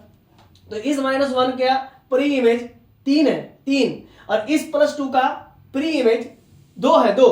बोलेंगे कि सर नहीं समझ में आ रहा। आइए देखिए, फिगर से ही समझ में आता ना, मैंने बोला ना चित्रकारी सीखिए, चित्रकारी नहीं सीखिएगा तो कोई गुजारा नहीं है बच्चे। तो ये ए है ना, ये ए हो गया, कोई मैंने ऐसा बोल दिया कि मैंने एक फंक्शन डिफाइन किया नेचुरल नंबर n से r में, ठीक है, जिसमें an बराबर -1 के पावर n, ये मैंने रूल डिफाइन कर दिया। अब a1 देंगे तो भाई, है ना, a1 देंगे तो क्या मिलेगा आपका, क्या मिलेगा, a1 की बात करेंगे, या फिर आप ऐसा कहे नेचुरल नंबर है तो उसको लिखिए 1 2 3 4, हाँ तो 1 देंगे तो क्या मिलेगा -1, 2 देंगे तो क्या मिलेगा +1, 3 देंगे तो क्या मिलेगा -1, 4 देंगे तो क्या मिलेगा +1। तो आप देख सकते हैं ना, -1 के पावर n है, तो 1 देने पर -1, 2 देने पर +1, तो आप देख सकते हैं ये आया, फिर ये आया, फिर ये आया, फिर ये आया, ठीक है ना। तो इस प्रकार से हमारे पास डिफाइन हो रहा रेंज, ये रेंज है। तो देख सकते हैं इस 1 का प्री इमेज 2 है, इस -1 का प्री इमेज 3 है। अच्छा यहाँ पर देखिए, यहाँ पर इस +1 का प्री इमेज 4 है और इस +1 का प्री इमेज 2 है, समझ रहे हैं ना, क्लियर है, ठीक है, क्लियर है कॉन्सेप्ट, है ना। ये 1 1 on 2 मैपिंग भी शो कर रहा है, देख सकते हैं। लेकिन आप कहेंगे कि सर 2 का भी इमेज 1 है और 4 का भी इमेज 1 है, तब तो सर ये 1 1 नहीं हुआ, है ना, ये मेनी 1 हो गया, कह सकते हैं आप, ठीक है ना, कह सकते हैं, क्या सकेंगे वही होगा और क्या, 1 1 on 2 थोड़ी हो गया, on 2 हो जाएगा भले, लेकिन 1 1 नहीं, ठीक है। देखिए तो यहां पर मैं कह रहा हूं therefore the sequence an is -1 आएगा, +1 आएगा, -1 आएगा, प्लस, तो सीक्वेंस में जनरली मैंने आपको बताया सीक्वेंस में रिपीटेशन इज अलाउड है, तो सीक्वेंस में रिपीटेशन अलाउड है, बट इसके रेंज में, सीक्वेंस के रेंज में रिपीटेशन अलाउड नहीं है, क्योंकि रेंज एक प्रकार का सेट है और इसमें जो भी नंबर का मैप्ड हुआ होता है वही लिखाता है। तो जैसे -1 और +1 ये लिखा गया और ये आपका इसका कार्डिनलिटी 2 हो गया, ये रेंज सेट है, या फिर रेंज ऑफ सीक्वेंस कहिए, an का range of sequence of an sequence का रेंज है, an सीक्वेंस का, an एंगल ब्रैकेट सीक्वेंस का रेंज है, समझ रहे हैं ना, वो क्या है -1 और +1। तो आप देख सकते हैं रेंज में रिपीटेशन इज नॉट अलाउड, उसमें हम लोग रिपीटेशन नहीं कर सकते। अब example 2, bn equals to 1/n, therefore this sequence bn sequence is 1/1, 1/2, 1/3, इस प्रकार से डिफाइन किए। अब रेंज ऑफ सीक्वेंस क्या हो गया, देखिए सब डिस्टिंक्ट है तो भाई सब लिख देंगे, यही सब ना आया, 1 के क्रॉसपेंडिंग 1 आया, 2 के क्रॉसपेंडिंग 1/2 आया, 3 के क्रॉसपेंडिंग 1/3 आया, 4 के क्रॉसपेंडिंग 1/4 आया, तो ये रेंज ऑफ दिस सीक्वेंस हो गया 1, 1/2, 1/3, 1/4, है ना। That is there are 2 types of range of sequence. तो मैंने अभी आपको बताया कि 2 प्रकार के सीक्वेंस के रेंज होते हैं। पहला टाइप फाइनाइट रेंज, यहां पर देख सकते हैं finite number of elements sequence का, सीक्वेंस के रेंज में अगर फाइनाइट नंबर ऑफ एलिमेंट्स रहे तो उससे बनने वाला रेंज, है ना, वो क्या कहलाता है, फाइनाइट रेंज ऑफ सीक्वेंस कहलाता है। और अगर इनफाइनाइट रहे तो वो इनफाइनाइट रेंज ऑफ सीक्वेंस कहलाएगा। जैसे कि यहाँ पर इनफाइनाइट नंबर ऑफ रेंज के एलिमेंट है तो ये क्या कहलाएगा, ये इससे बनने वाला जो रेंज है, इस सीक्वेंस से, इस bn सीक्वेंस से बनने वाला जो रेंज है वो क्या कहलाएगा, वो कहलाएगा इनफाइनाइट रेंज ऑफ सीक्वेंस, और ऊपर वाला फाइनाइट रेंज ऑफ सीक्वेंस। चलिए क्लियर है इतना, ठीक है ना। अब आइए आगे बढ़ते हैं, बाउंडेड अबव सीक्वेंस पढ़ेंगे। बाउंडेड अबव क्या पढ़ेंगे स्टूडेंट्स, बाउंडेड अबव। देखिए ऐसा सीक्वेंस जिसको आगे से कोई बाउंड कर रहा हो, ठीक है ना। देखिए bounded above sequence, a sequence an is said to be bounded above if there exists a real number। अगर एक रियल नंबर, कोई सीक्वेंस को हम लोग बाउंडेड above कहेंगे यदि उस सीक्वेंस के लिए एक रियल नंबर कैपिटल N मिल जाए और उस सीक्वेंस का प्रत्येक term an is less than और इक्वल्स टू कैपिटल M हो for all n belongs to natural number के लिए। अब ये क्या कह रहे हैं सर, आइए समझते हैं क्या कह रहे हैं। मान लीजिए हमने नेचुरल नंबर के क्रॉसपेंडिंग बात किया, तो पहला टर्म भी जो है कि m से छोटा होना चाहिए। इस m कोई मतलब कि नंबर होगा, ठीक है, m एक नंबर होगा, ठीक है, और वो बाउंडेड अबव की काम करेगा, ठीक है ना। a2 दूसरा टर्म भी जो है कि m से छोटा होना चाहिए या फिर इक्वल होना चाहिए, तीसरा टर्म भी m से छोटा होना चाहिए, इक्वल होना चाहिए। आप कहेंगे कि समझ नहीं आया, एग्जांपल दीजिए। आइए समझते हैं एग्जांपल से। एक एग्जांपल देखिए, -n², ये एक बाउंडेड अबव सीक्वेंस है। सर कैसे, आइए देखते हैं। -n² को हम लोग लिख सकते हैं -1 का स्क्वायर, ठीक, -2 का स्क्वायर, -3 का स्क्वायर। तो आप देख सकते हैं -1 का स्क्वायर ये आपको -1 हो गया क्योंकि 1 पे स्क्वायर है, ठीक है ना। ऐसा नहीं समझिए कि -1 का होल स्क्वायर है, नहीं ऐसा नहीं है। फिर -2 का स्क्वायर का मतलब -4, फिर -9, फिर -16, इस प्रकार से चल रहा है। तो आप अभी देख सकते हैं स्टूडेंट्स आप अभी देख सकते हैं नंबर लाइन पे ये -1 हुआ, ये -4 हुआ, ये फिर आपका क्या हो गया -9 हुआ, फिर आपका -16 हो गया। तो बाउंडेड एबव का मतलब सीक्वेंस का कोई एक ऐसा टर्म सीक्वेंस में ही एग्जिस्ट करना चाहिए, सीक्वेंस में ही एग्जिस्ट करना चाहिए, है ना, सीक्वेंस के अंदर ही एग्जिस्ट करना चाहिए। या फिर आप कह सकते हैं सीक्वेंस के बाहर भी हो तो कोई दिक्कत नहीं है, लेकिन उससे सीक्वेंस के हर एक टर्म छोटे होने चाहिए या फिर इक्वल हो जाए तो कोई दिक्कत नहीं। तो A1 देखिए, A1 AN सीक्वेंस का ही तो एक टर्म है। AN सीक्वेंस में आपका A1 आता है ना, A1 क्या है, A1 आता है, A2 आता है, ठीक है ना, डॉट डॉट डॉट डॉट। तो A1 आपका क्या है, -1। तो आप देख सकते हैं ये A2 है, ये आप देख सकते हैं A3 है, ये आप देख सकते हैं A4 है। तो आप देख सकते हैं कि A1 एक कैपिटल M की तरह काम करेगा, बड़ा भाई की तरह काम करेगा, ठीक है ना। A1 कैपिटल M की तरह काम करेगा, बड़ा भाई की तरह काम करेगा, ये A1। और आप देख सकते हैं M से छोटा आपका क्या होगा, A1 टर्म भी होगा, A1 टर्म, यानी कि -1 इधर भी है और -1 इधर भी है, तो उससे इक्वल या बराबर। तो भाई मतलब लेस देन तो नहीं होगा, इक्वल ही है, चलिए इक्वल ही है। तो एक को सेटिस्फाइड करना चाहिए, या तो लेस देन या तो इक्वल। तो भाई M आपका -1 है और ये A1 भी -1 है, हाँ ये हो गया। इसके बाद आप देख सकते हैं A2 आपका क्या है, लेस देन M है, लेस देन M। A2 आपको देखना है लेस देन M है, हाँ सर हाँ है, A2 -4 है और ये लेस देन -1। मतलब M से हर एक टर्म सीक्वेंस के छोटे हो जाए या इक्वल हो जाए तो सीक्वेंस को हम लोग बाउंडेड एबव सीक्वेंस कहेंगे। -1 से सारे टर्म छोटे हो रहे हैं और एक मात्र -1 ही है जो कि सीक्वेंस का टर्म, पहला टर्म है A1, वो M के बराबर है। तो वो हो सकता है क्योंकि यहाँ पर दो क्राइटेरिया, या तो लेस देन हो जाए या तो इक्वल हो जाए, या तो सेट का मेंबर रहे। मान लीजिए आप ऐसा मान लीजिए, यहां पर 2 ले लेते हैं, तो 2 से छोटा है कि नहीं, 2 से छोटा या इक्वल की बात कर रही है, तो 2 से छोटा है ना सीक्वेंस के ईच एंड एवरी टर्म, तो 2 मेरा अपर बाउंड हो जाएगा, अपर बाउंड। अच्छा -1 भी अपर बाउंड हो जाएगा क्योंकि -1 से सीक्वेंस के सारे टर्म छोटे हैं। अच्छा आपका 1 भी आपका अपर बाउंड हो जाएगा, 1 भी अपर बाउंड हो जाएगा, 2 भी अपर बाउंड हो जाएगा क्योंकि 1 से भी सीक्वेंस के सारे टर्म छोटे हैं, 2 से भी छोटे हैं, और 1 को अपर बाउंड कहेंगे। जैसे कि अपर बाउंड पे बात करेंगे तो -1 हो गया, 1 हो गया, 2 हो गया, 3 हो गया, इधर जितना बढ़ते जाएंगे क्योंकि इससे सीक्वेंस के सारे टर्म्स छोटे हैं। अच्छा इस अपर बाउंड्स में सबसे छोटा अपर बाउंड कौन है, -1, तो इसीलिए इसको कहते हैं लीस्ट, मतलब सबसे छोटा, लीस्ट अपर बाउंड है ना, इसी को सुप्रीमम कहते हैं, सुप्रीमम। समझ गए, आई होप आपको समझ में आ गई होगी। Is bounded above sequence because if an बराबर -n² है, दिख रहा है कि नहीं, हाँ दिख रहा है, -n² है, तो देन an मतलब कि सीक्वेंस का each and every term for all n belongs to natural number. A1 लीजिए वो भी -1 से छोटा होगा या इक्वल होगा, A2 लीजिए वो भी -1 से छोटा होगा या इक्वल होगा, A3 लीजिए वो भी -1 से छोटा होगा या इक्वल होगा, है ना। आप देख सकते हैं -4 -5 इधर, ओह सॉरी मार्कर गिर गया, ठीक ठीक ठीक है, कोई दिक्कत नहीं। चलिए अब an is less than equal to -1 होगा अगर हो जाए फॉर ऑल नेचुरल नंबर के लिए, for all n belongs to natural number के लिए। तो ऐसा सीक्वेंस जिसके ईच एंड एवरी टर्म्स कोई एक कैपिटल M से छोटा रहे या इक्वल रहे, तो उस सीक्वेंस को हम लोग कहते हैं बाउंडेड एबव सीक्वेंस। अब हम लोग बात करेंगे स्टूडेंट्स बाउंडेड बिलो सीक्वेंस।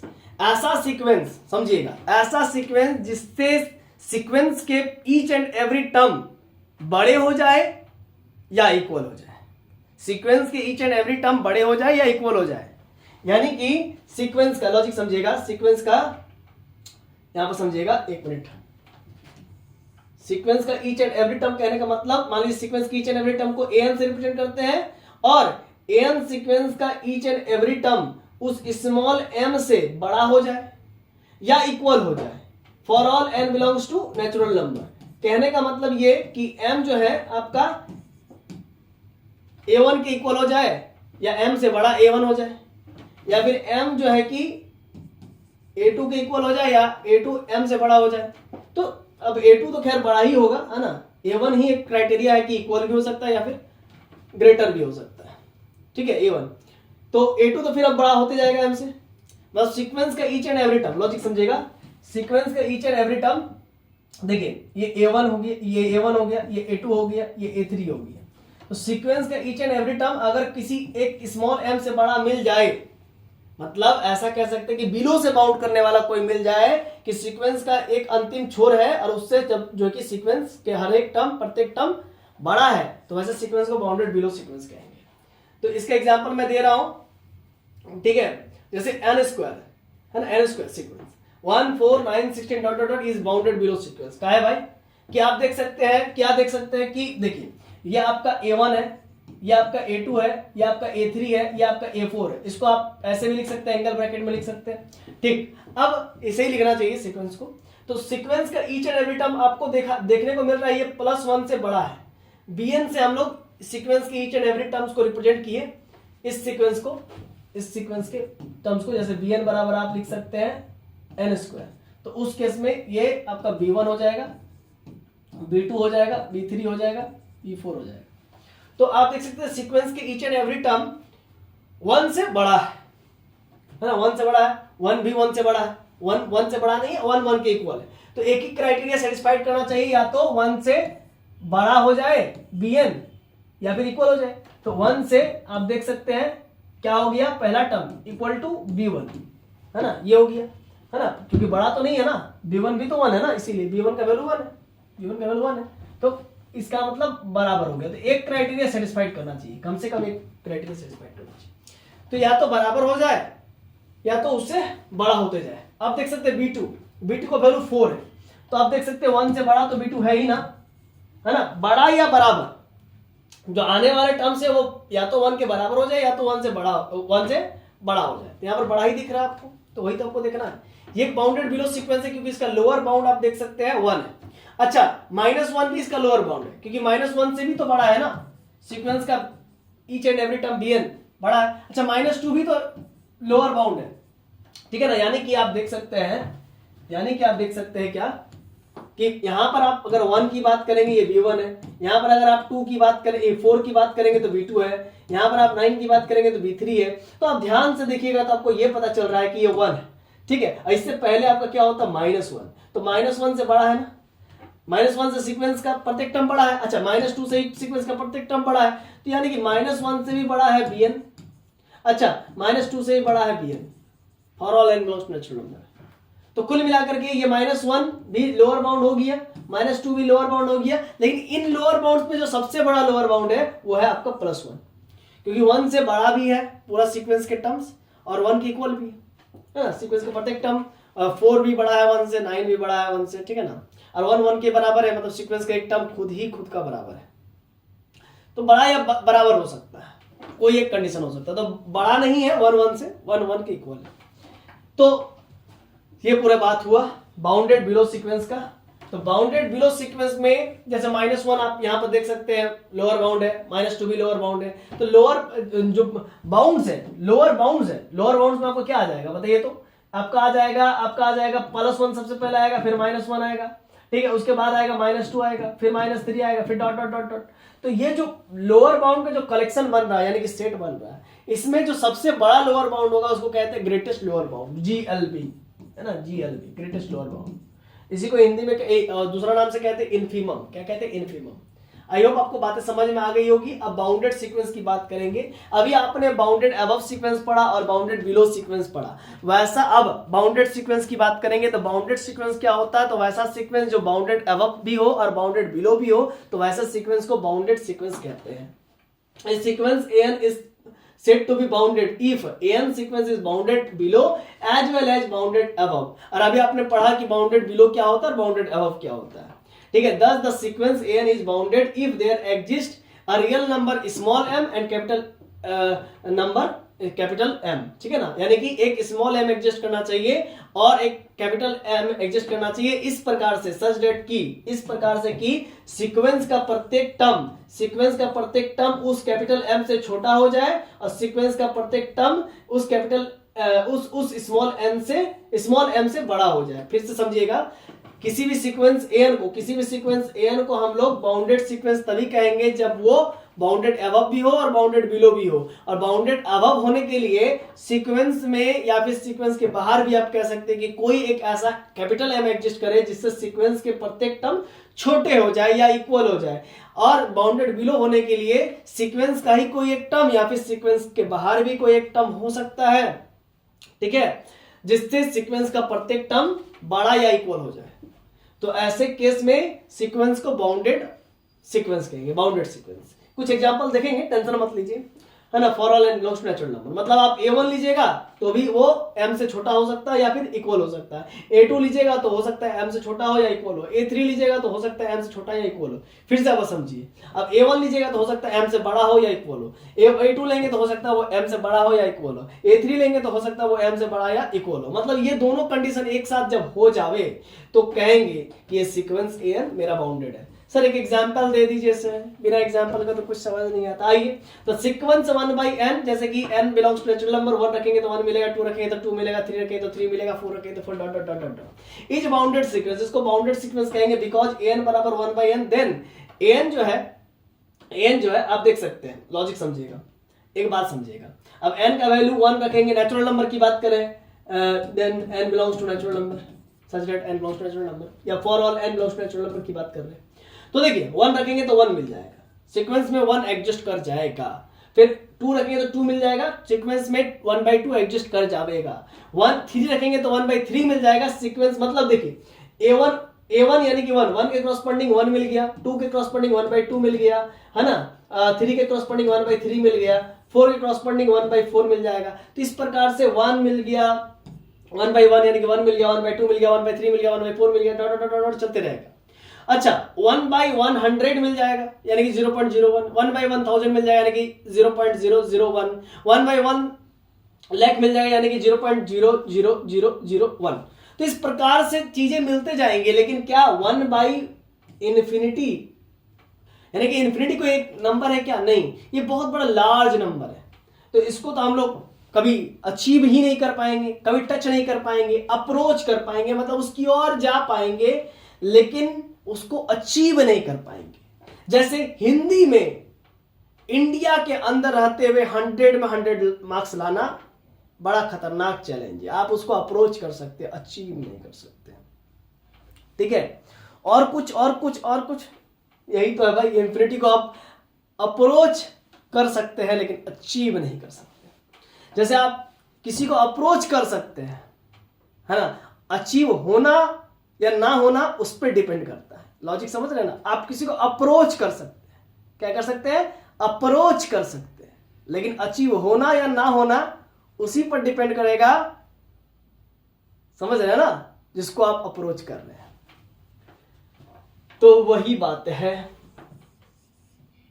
तो यहां पर तो ये कन्फर्म है कि हम इंफिनिटी को अप्रोच करना चाहते हैं, अप्रोच नहीं अचीव करना चाहते हैं, तो उसके लिए पहले अप्रोच करेंगे, लेकिन हमको ये कन्फर्म है कि इंफिनिटी अचीव नहीं होने वाला है, उसको अप्रोच ही किया जा सकता है। तो कुल मिलाकर के सीक्वेंस का जो टर्म है आपका 1 हो सकता है और 0 से बड़ा हो सकता है, लेकिन 0 के कभी भी सीक्वेंस का कोई टर्म बताइए ना, कोई भी एक ऐसा टर्म बताइए ना जो कि 0 है, कोई भी ऐसा टर्म नहीं है ना, लेकिन 0 की तरफ बढ़ रहा है। ये 1/1 1/2 यानी कि 0.5 0.3 0.25 फिर 0.2 धीरे धीरे किसकी ओर बढ़ रहा है? ये 0 के तरफ बढ़ रहा है, लेकिन 0 नहीं है, समझ रहे हैं ना, 0 की ओर बढ़ रहा है। तो 0 से 1 के बीच में मेरा सीक्वेंस का प्रत्येक टर्म घिरा गया, तो ये जैसे कि सीक्वेंस का प्रत्येक टर्म 1 से छोटा है या इक्वल है, या फिर 0 से बड़ा है या इक्वल है का कंडीशन था ना, इक्वल है का कंडीशन था an is less than or equals to capital M and greater than or equal to small m। तो यहां पर एक ही कंडीशन भी हो जाए तो काम चल जाएगा, यानी कि ग्रेटर देन ही हो जाए, ग्रेटर देन ही सिर्फ हो जाए भाई, ग्रेटर देन ही हो जाए, या फिर इक्वल टू भी हो जाए, इक्वल टू हो जाए, कोई एक कंडीशन हो जाए, मतलब या तो ये या तो वो, मतलब an 1 से छोटा भी हो सकता है या फिर इक्वल भी हो सकता है, और 0 से बड़ा ही होगा या फिर 0 के इक्वल होगा। तो 0 के इक्वल होगा ही नहीं यहाँ पर, है ना, 0 के इक्वल होगा ही नहीं, क्योंकि 0 को तो अचीव करना यहाँ पर संभव नहीं है, क्योंकि इन्फिनिटी को आप अचीव नहीं कर पा रहे, इसीलिए 0 को आप अप्रोच नहीं कर पाएंगे। यानी कि जब आप 1/n रखेंगे और n टेंड्स टू इन्फिनिटी करेंगे तो आपको क्या होगा, मिलेगा 0, मतलब 1/n 0 की और टेंड्स कर रहा है, इक्वल टू 0 लिखे है क्या? नहीं ना, तो यानी कि limit n tends to infinity 1/n, तो ये आपको जाएगा 0 की तरफ, लेकिन 0 नहीं मिलेगा, समझ रहे हैं ना लॉजिक, वही बात है। तो एक कुल मिलाकर के बात ये है स्टूडेंट्स कि एक बाउंडेड सीक्वेंस हो गया, इसका अपर बाउंड 1 हो गया और लोअर बाउंड 0 हो गया, और ये लोअर बाउंड सीक्वेंस के अंदर नहीं है, सीक्वेंस के अंदर नहीं है। तो वही मैंने बोला ना, सीक्वेंस के अंदर लोअर बाउंड हो भी सकता है या नहीं भी हो सकता है ना, मैंने पहले बताया था, याद कीजिए।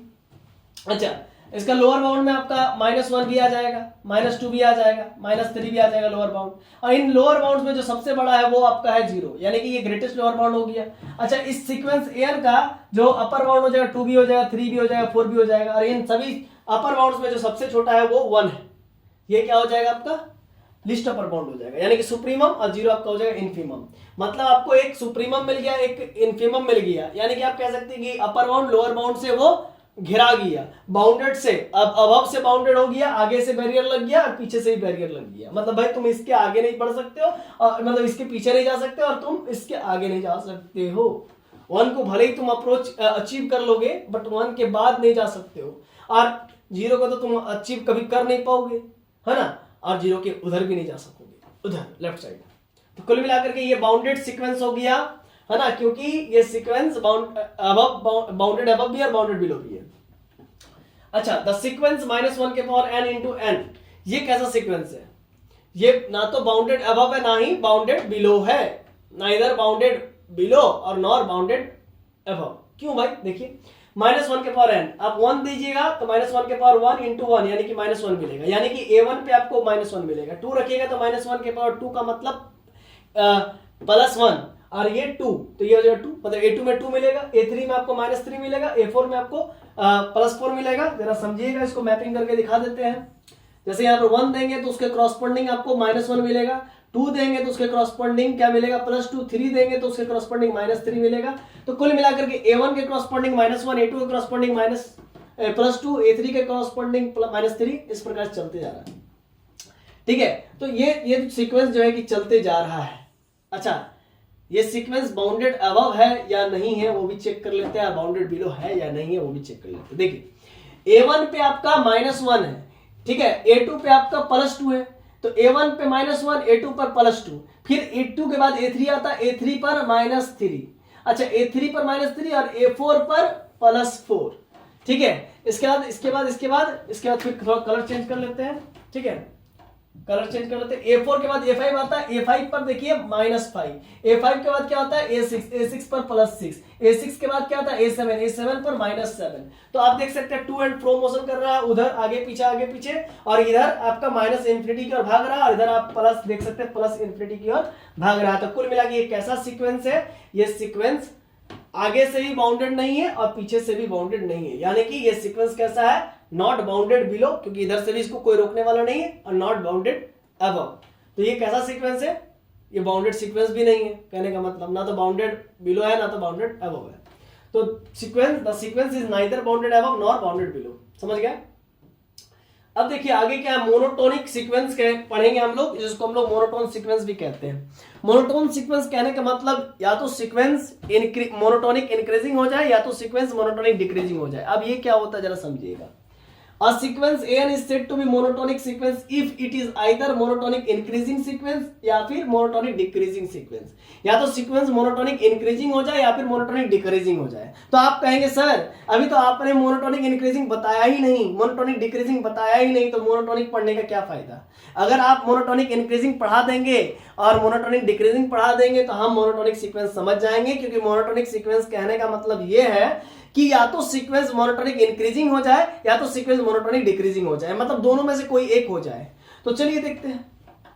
तो मोनोटोनिक इंक्रीजिंग पढ़ लेते हैं पहले। Sequence a sequence n is said to be monotonic increasing, यानी कि एमआई शॉर्टकट में सीक्वेंस है ना, monotonic increasing sequence if n plus 1 is greater than equals to n for all n belongs to natural number. मतलब sequence का प्रत्येक आने वाला टर्म पीछे वाले टर्म से बड़ा हो जाए, यानी कि a1 is greater than equals to, यहां पर 1 रखेंगे n का वैल्यू तो 2 हो जाएगा, या तो ऐसा हो जाए है ना, या फिर ऐसा हो जाए। मतलब कुल मिलाकर के ये कहना चाहता है a1 a2 से बड़ा हो जाए, a2 a3 से बड़ा हो जाए, a3 फिर आगे वाला an से बड़ा an प्लस 1, इस प्रकार से चलते जाए, या फिर इक्वल भी हो जाए तो कोई दिक्कत नहीं।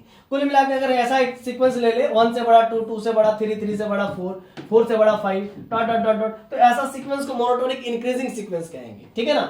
अच्छा, यहां पर बात क्या है कि ग्रेटर देन और इक्वल टू भी हो जाए तो कोई दिक्कत नहीं है, मतलब या तो ग्रेटर देन या फिर इक्वल टू हो जाए। तो ग्रेटर देन या फिर इक्वल टू, यहां पर तो देख लिए सिर्फ ग्रेटर देन था, इक्वल टू का केस नहीं था। तो ऐसा भी हो जाए कि a1 बराबर 1, a2 बराबर 1, a3 बराबर 1, a4 बराबर 1, तो ये आप देख सकते हैं कि सिर्फ और सिर्फ इक्वल है ना, यानी कि सिर्फ और सिर्फ क्या है, इक्वल है, ओनली इक्वल टू है। सीक्वेंस मतलब कि या तो ग्रेटर देन या इक्वल टू हो जाए, तो इक्वल टू है, या तो ग्रेटर देन या फिर इक्वल टू हो जाए। तो ऐसे सीक्वेंस को भी हम लोग मोनोटोनिक इंक्रीजिंग कहेंगे। तो आप कहेंगे कि सर इंक्रीज तो कर ही नहीं रहा आपका सीक्वेंस, तो भी इसको मोनोटोनिक इंक्रीजिंग कहेंगे। क्लियर है ना? अच्छा, अगर सिर्फ ऐसा रहता तो 1 से बड़ा 2, 2 से बड़ा 3, तो इसको कहते हैं strictly monotonic increasing sequence, strictly monotonic increasing sequence. Clear है इतना कॉन्सेप्ट? तो example 1, the sequence an is defined as an equals to n square is monotonic increasing because the sequence an बराबर n स्क्वायर है, 1 square, 1 पर 1 का square 1 देगा, 2 पर 2 का स्क्वायर 4 देगा, 3 पर 3 का स्क्वायर 9 देगा, 6 4 पर 4 का स्क्वायर 16 देगा। इस प्रकार से आप देख सकते हैं 1 से बड़ा 4, 4 से बड़ा 9, 9 से बड़ा 16 डॉट डॉट डॉट। इसको हम लोग मोनोटोनिक इंक्रीजिंग सीक्वेंस भी कहेंगे और साथ में इसको स्ट्रिक्टली मोनोटोनिक इंक्रीजिंग सीक्वेंस भी कहेंगे। ठीक है ना? यानी कि प्रत्येक मोनोटोनिक इंक्रीजिंग सीक्वेंस, यानी कि प्रत्येक strictly monotonic increasing sequence monotonic increasing sequence हो सकता है, लेकिन प्रत्येक monotonic increasing sequence strictly monotonic increasing sequence नहीं हो सकता। जैसे 1 1 1 1 1 वो मोनोटोनिक इंक्रीजिंग तो है लेकिन स्ट्रिक्टली मोनोटोनिक नहीं है, और ये स्ट्रिक्टली मोनोटोनिक भी है और मोनोटोनिक इंक्रीजिंग सीक्वेंस भी है। अब एग्जांपल 2, एमआई सीक्वेंस यानी कि मोनोटोनिक इंक्रीजिंग सीक्वेंस, ऐसा भी हो सकता है। वही ना मैंने बोला कि पहला टर्म दूसरे टर्म के इक्वल भी हो सकता है या फिर बड़ा भी हो सकता है। ये आपका A1 है, ये आपका A2 है ना, ये आपका A3 है। तो आप देख सकते हैं A1 इक्वल्स टू A2 हो गया, फिर आपका ग्रेटर देन हो गया A3 और A3 इक्वल्स टू A4 हो गया, फिर आपका ग्रेटर देन हो गया A5। इसी प्रकार से चल रहा है, समझ रहे ना? तो बड़ा भी हो सकता है या इक्वल टू भी हो सकता है। सिर्फ इक्वल टू भी रहे तो भी मोनोटोनिक इंक्रीजिंग सीक्वेंस, और बड़ा होते जाए तो भी मोनोटोनिक इंक्रीजिंग सीक्वेंस, और उसी को सिर्फ बड़ा होते जाए तो उसी को हम लोग स्ट्रिक्टली मोनोटोनिक इंक्रीजिंग सीक्वेंस भी कहते हैं। ध्यान रखिएगा। एग्जांपल 3, 1 1 1 1 1, और इसको हम लोग कांस्टेंट सीक्वेंस भी कहते हैं। स्ट्रिक्टली मोनोटोनिक एक ही टाइप का आ रहा है ना, एक ही टाइप का आ रहा है ना, 1 1 1 1 1, तो इसको हम लोग कांस्टेंट फंक्शन भी कहते हैं। जैसे कि आप समझिएगा 1 दिए, ये 2 दिए, ये 3 दिए, अब ये मान लीजिए आपका आप मान लीजिए कि ये 1 है ना, ये y एक्सिस पे 1 है, ये y एक्सिस पे 1 है, y इक्वल टू 1, तो 1 देने पर भी 1 आया, 2 देने पर भी 2 आया, 3 देने पर भी 3 आया, 4 देने पर भी 4 आया, सॉरी 1 देने पर भी 1 आया, 2 देने पर भी 1 आया, 3 देने पर भी 1 आया, 4 देने पर भी 1 आया। तो ये क्या है? ये कांस्टेंट की तरह दिख रहा है ना, तो इसको कांस्टेंट सीक्वेंस भी कहते हैं, है ना? और सीक्वेंस तो फंक्शन से ही बना हुआ रहता है, आपको मालूम है। अब स्ट्रिक्टली मोनोटोनिक इंक्रीजिंग सीक्वेंस पढ़ते हैं। A sequence an is said to be STB, said to be strictly monotonic increasing sequence if an plus 1 is less than an, है ना? अब स्ट्रिक्टली पढ़ रहे हैं ना, तो ये मतलब A1 A2 जो है कि A1 से बड़ा होगा for all n plus 2 natural number. अच्छा, फिर अब मान लीजिए यहाँ पर A2 लेंगे, यहाँ पर 2 लेंगे, तो 2 और 3 हो गया, 2 प्लस 1 3 हो गया, तो A3 A2 से बड़ा होगा, A3 A2 से बड़ा होगा। ठीक है ना? तो वही बात है कि A1 से बड़ा सिर्फ A2 हो जाए, A2 से बड़ा सिर्फ A3 हो जाए, डॉट डॉट डॉट, An से बड़ा An प्लस 1, मतलब उसके अगले वाला टर्म से अगले वाला टर्म पिछला वाला टर्म से सिर्फ बड़ा होते जाए, पीछे वाले टर्म से बड़ा होते जाए, तो ऐसे सीक्वेंस को स्ट्रिक्टली मोनोटोनिक इंक्रीजिंग सीक्वेंस कहते हैं। For example an sequence is an equals to n square for all n belongs to natural number. 1 देंगे तो 1 का स्क्वायर 1, 4 2 देंगे तो 2 का स्क्वायर 4, 3 देंगे तो 3 का स्क्वायर 9। इस प्रकार सिर्फ बढ़ ही रहा है, बढ़ ही रहा है, बढ़ ही रहा है। मतलब इसका ग्राफ कुछ इस प्रकार से होगा, जरा समझिएगा। n equals to n square, n equals to n square, है ना, मतलब x स्क्वायर, इस प्रकार का ग्राफ बढ़ते जाएगा, बढ़ते जाएगा, बढ़ते जाएगा। अच्छा, कुछ ऐसा भी ग्राफ हो सकता है कि भाई बढ़ रहा, फिर कुछ देर के लिए कांस्टेंट हो गया, जैसे कि ये 1 था, ये 2 था, ये 3 था, बढ़ गया, और ये 4 4 4 4, यहाँ पर देखिए, यहाँ पर 2 के क्रॉसपोंडिंग में 4 आया 3 के क्रॉसपोंडिंग में 4 आ रहा है। ऐसा हम लोग कुछ कह रहे हैं, मतलब ये देखिए, ऐसा मतलब ऐसा आप समझिए, फिर से समझा रहे हैं। देखिए, ऐसा भी कुछ सीक्वेंस हो सकता है, ऐसा बढ़ा, फिर ऐसा सूद गया, फिर बढ़ा, फिर सूद गया, है ना? उसी प्रकार से 1 1, फिर 2, फिर 3 3, फिर 4 4, फिर 4, फिर 4, फिर 4, फिर 5, फिर 7, फिर 11, इस प्रकार से, समझ रहे ना? कभी कभी पूरा सूद जा रहा, फिर बढ़ रहा, फिर बढ़ रहा, फिर बढ़ रहा, इस सबको क्या कहेंगे? इस सबको कहेंगे मोनोटोनिक इंक्रीजिंग। और सिर्फ बढ़ रहा है तो उसका ग्राफ कैसा होगा? सिर्फ बढ़ रहा है तो उसका ग्राफ ऐसा भी हो सकता है ना, या फिर ऐसा भी हो सकता है, सिर्फ बढ़ रहा है। ठीक है? या एक्सपोनेंशियल वाला भी हो सकता है, कहा गया एक्सपोनेंशियल वाला भी हो सकता है, एक्सपोनेंशियल वाला भी हो सकता है। ठीक है, चलिए, तो यही सब है। अब आइए हम लोग मोनोटोनिक डिक्रीजिंग पढ़ेंगे। देखिए, बेसिक टॉपिक्स है बीएससी का। A sequence n is said to be monotonic decreasing sequence यानी कि MD if n plus one is less than और equals to n for all n belongs to natural number. मतलब ये कि आगे वाला टर्म उसके पीछे वाला टर्म से छोटा हो जाए या इक्वल हो जाए। वही बात है कि a1 से छोटा a2 हो जाए, a1 से छोटा a2 हो जाए, a2 से छोटा a3 हो जाए, a3 से छोटा a4 हो जाए। मतलब a1 से छोटा a2 हो जाए या इक्वल हो जाए, a2 से छोटा a3 हो जाए या इक्वल हो जाए, a3 से छोटा a4 हो जाए या इक्वल हो जाए, an से छोटा an प्लस वन हो जाए या इक्वल हो जाए। मतलब आगे वाला टर्म छोटा होते जाएगा। सर एग्जांपल आइए ना, एक एग्जांपल, बहुत ये सब बहुत मजेदार example the sequence an is defined by an equals to 1 by n is monotonic decreasing sequence का है भाई। देखिए an सीक्वेंस यानी कि 1 देंगे तो 1, 2 देंगे तो 1/2, 3 देंगे तो 1/3, 4 देंगे तो 1/4, 5 देंगे तो 1/5 डॉट डॉट डॉट चलते जाएगा। तो आप देख सकते हैं, आप ये देख सकते हैं कि ये a1 है और ये a2 है, ये a3 है, ये a4 है, ये a5 है। तो आप देख सकते हैं आगे वाला जो टर्म है ना वो धीरे धीरे छोटा होते जा रहा है, क्योंकि 1 से छोटा 1/2 होता है, 1/2 से छोटा 1/3 होता है, 1/3 से छोटा 1/4 होता है। तो 1 से छोटा 1/2 हो गया, 1/2 से छोटा 1/3 हो गया, 1/3 से छोटा 1/4 हो गया, 1/4 से छोटा 1/5 हो गया। धीरे धीरे छोटा होते जा रहा है, ठीक है ना, ठीक है।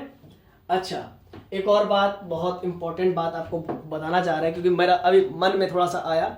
देखिए, सबसे पहले तो हम अपने पिताजी को, है ना, बहुत बहुत धन्यवाद कहना चाहते हैं, क्योंकि उन्हीं के मार्गदर्शन पर मैंने बहुत कुछ किया है, ठीक है। और जितना भी MSc वगैरह का कोर्स, जैसे पापा से भी हम पढ़ते हैं, ठीक है ना, कॉलेज में भी नो डाउट बहुत अच्छे टीचर है, ठीक है ना, कॉलेज में भी बहुत अच्छे अच्छे टीचर है, ठीक है, वे भी बहुत अच्छा पढ़ाते हैं, है ना। तो कहने का मतलब, पिताजी और हमारे जितने भी गुरुजन, क्योंकि मेरे पिताजी मेरे गुरु के ही तरह है, मतलब मैथ्स टीचर की तरह ही है, मतलब वही है, ठीक है ना, क्योंकि हम उन्हीं से जो है कि बहुत सारे चीज़ों को, इन बेसिक्स टर्म्स को, इन छोटे छोटे अच्छे अच्छे डेफिनेशंस को आप सभी के बीच में ले आ पाते हैं, ठीक है। तो ये बातें हैं, तो ये सब बहुत ही इम्पोर्टेंट चीज़ है जो कि बच्चा स्किप करके पढ़ता है और कहता है कि मैं तो पढ़ रहा हूँ लेकिन नेट नहीं निकल रहा है, तो इसी बेसिक्स टर्म्स के वजह से, ठीक है ना। अब देखिए धीरे धीरे छोटा होता जा रहा है, ठीक है। तो ये स्ट्रिक्टली मोनोटोनिक डिक्रीजिंग सीक्वेंस भी है और साथ में ये मोनोटोनिक डिक्रीजिंग सीक्वेंस भी है, क्योंकि every strictly monotonic decreasing sequence is a monotonic decreasing sequence, but every monotonic decreasing sequence is not it not necessary to be a strictly monotonic decreasing sequence, but it is necessary that every strictly monotonic decreasing sequence must be a monotonic decreasing sequence. अब strictly monotonic decreasing sequence है, a sequence an is said to be strictly monotonic decreasing sequence if an plus 1 is greater than an। मतलब वही बात है कि उसके आने वाला टर्म उसके पीछे वाला टर्म से छोटा हो जाए, ठीक है, आगे वाला टर्म पीछे वाला टर्म से छोटा हो जाए, मतलब a1 से छोटा a2 हो जाए, a2 से छोटा a3 हो जाए, सिर्फ छोटा ही होते जाए। वही बात है, a1 से छोटा a2 हो जाए, a2 से छोटा a3 हो जाए, डॉट डॉट छोटा होते जाए। एग्जांपल देख लीजिए, 1 by n, वही जो आपने ऊपर डिफाइन किया था, है ना, ये monotonic strictly monotonic decreasing sequence है, 1 1/2 1, धीरे धीरे छोटा ही होते जा रहा है, a1 से छोटा a2, a2 से छोटा a3, है ना, यही बात। अब कांस्टेंट सीक्वेंस, वही बात है कि ऐसा सीक्वेंस ना तो आप ऐसा कह सकते हैं, सिंपली ऐसा कह सकते हैं जिसका ईच एंड एवरी टर्म जो है कि इक्वल हो जाए, मतलब a1 भी किसी k के बराबर हो जाए, a2 भी किसी k के बराबर आ जाए, a3 भी किसी k के बराबर आ जाए, मतलब an equals to n plus 1, मतलब उसका आने वाला टर्म सारा का सारा किसी k के बराबर हो जाए। तो ए sequence an is said to be constant sequence if an plus 1 equals to an for all n belongs to natural number, मतलब प्रत्येक टर्म, सीक्वेंस का प्रत्येक टर्म आपस में बराबर भी हो जाए। ऐसा भी आप कह सकते हैं कि a1 equals to a2 equals to a3 dot dot dot an equals to n plus 1, है ना, इस प्रकार से आप कह सकते हैं। वह जनरल टर्म an को आप k के बराबर लिख दीजिए। k के बराबर लिखने का मतलब ये हो गया कि आप यहाँ पर a1 लीजिए, आप यहाँ पर a2 लीजिए, आप यहाँ पर a3 लीजिए, और ये आपका k हो गया। तो a1 के करस्पॉन्डिंग k मिला, a2 को करस्पॉन्डिंग k मिला, a3 के करस्पॉन्डिंग भी k मिला, हर बार k मिल रहा है, तो ये कांस्टेंट सीक्वेंस हो गया ना, ठीक है। हर k is any constant value, ठीक है, कुछ भी कांस्टेंट वैल्यू हो सकता है, 2 3 कुछ भी हो सकता है, हाँ। अब कन्वर्जेंस ऑफ सीक्वेंस या फिर लिमिट ऑफ सीक्वेंस, ये हम लोग पढ़ेंगे, ठीक है। थोड़ा सा आप लोग गैप ले लीजिए।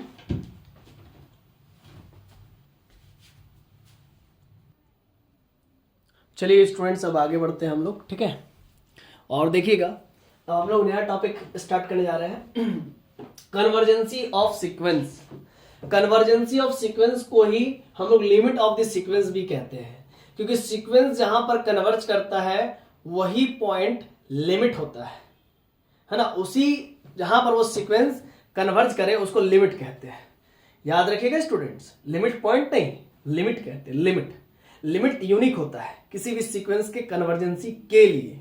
जिम्मेदार अगर लिमिट है किसी भी कन्वर्जेंसी के, किसी भी सीक्वेंस के कन्वर्जेंसी के लिए, तो लिमिट यूनिक होता है, ठीक है। और एक से अगर अधिक मिल रहा है तो वो लिमिट पॉइंट है, ठीक है। कन्वर्जेंसी ऑफ सीक्वेंस या लिमिट ऑफ ए सीक्वेंस हम लोग पढ़ने जा रहे हैं। इसको समझने के लिए आपको देखिए, मैं यहां पर डेफिनेशन पढ़ दूंगा ना तो आपको उतना फील नहीं होगा, आपको फील चाहिए। देखिए मैं यहां पर ग्राफिकली मैं बताया हूं, आप इससे फील ले सकेंगे, बहुत मजा आएगा आपको, ठीक है। टेंशन मत लीजिए, पहले थोड़ा सा हम लोग डेफिनेशन को झांक लेते हैं, ये जरूरी है, स्टैंडर्ड डेफिनेशन है, ठीक है ना, जो कि आपने ग्रेजुएशन में पढ़ा होगा और भूल गए तो कोई बात नहीं, मैं रिवाइज ही करवा रहा हूँ, रिकॉल करवा रहा हूँ।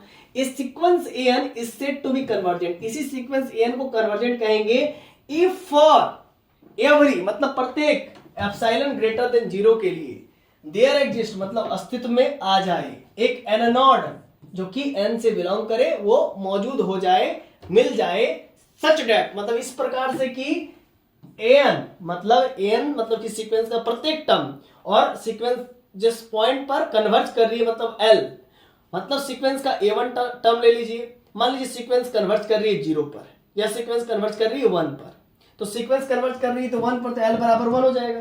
तो आप A1 लीजिए और उसमें से 1 माइनस कर दीजिए, A2 लीजिए, मतलब सीक्वेंस का प्रत्येक टर्म को जब आप लिमिट L से सब्ट्रैक्ट करते हैं, चाहे ये नेगेटिव पार्ट भी आ जाए तो उसका मॉडुलस लगा लेंगे, वो एप्सिलॉन से छोटा होना चाहिए, है ना। For all n is greater than और इक्वल टू n नॉट से, है ना, तभी हम लोग इस n सीक्वेंस को क्या कहेंगे, कन्वर्जेंट कहेंगे। और आई होप जितना अभी मैंने पढ़ा है, बस पढ़ा है, आपको दिमाग से उड़ गया, कुछ नहीं समझ में आया होगा तो भी थोड़ा कोशिश कीजिए, हम अभी एग्जांपल देंगे, आपको क्लियर चकाचक हो जाएगा, मैं बता रहा हूं चकाचक हो जाएगा। तो जैसे कि limit n tends to infinity पर अगर सीक्वेंस कन्वर्ज है तो n टेंड्स टू इंफिनिटी करेंगे तो l लिमिट मिलेगा, यानी कि सीक्वेंस n कन्वर्ज कर रहा है l पर। अब ये सब कुछ नहीं समझ में आया, जरूरी नहीं है समझने का, आइए ग्राफिकली समझेंगे तो समझ में आएगा। l कोई भी रियल नंबर हो सकता है, ये लिमिट कहलाएगा सीक्वेंस का, limit of the sequence. Example देखेंगे, ग्राफिकली समझेंगे तो बहुत अच्छे से समझ में आएगा। हाँ, ग्राफिकली को भी समझने के लिए आपको इस पूरे डेफिनेशन को एक बार और पढ़ना होगा, है ना। फिर से एक बार पढ़ लेते हैं। A sequence n is said to be convergent if for every, मतलब सीक्वेंस एन को हम कन्वर्जेंट कहेंगे यदि प्रत्येक एप्सिलॉन ग्रेटर देन 0 के लिए अस्तित्व में आ जाए, there exist n not belongs to natural number, एक एन नॉट मिल जाए जो कि नेचुरल नंबर से हो, और इस प्रकार से कि एन का सीक्वेंस का प्रत्येक टर्म को जब हम लिमिट से माइनस करते हैं और उसका मॉडुलस लगाते हैं, चूंकि हो सकता है नेगेटिव आ जाए टर्म, तो अगर नेगेटिव आ जाए तो उसको मॉडुलस लगाते हैं फिर, तो हमको क्या मिलता है कि वो एप्सिलॉन से छोटा आ रहा है।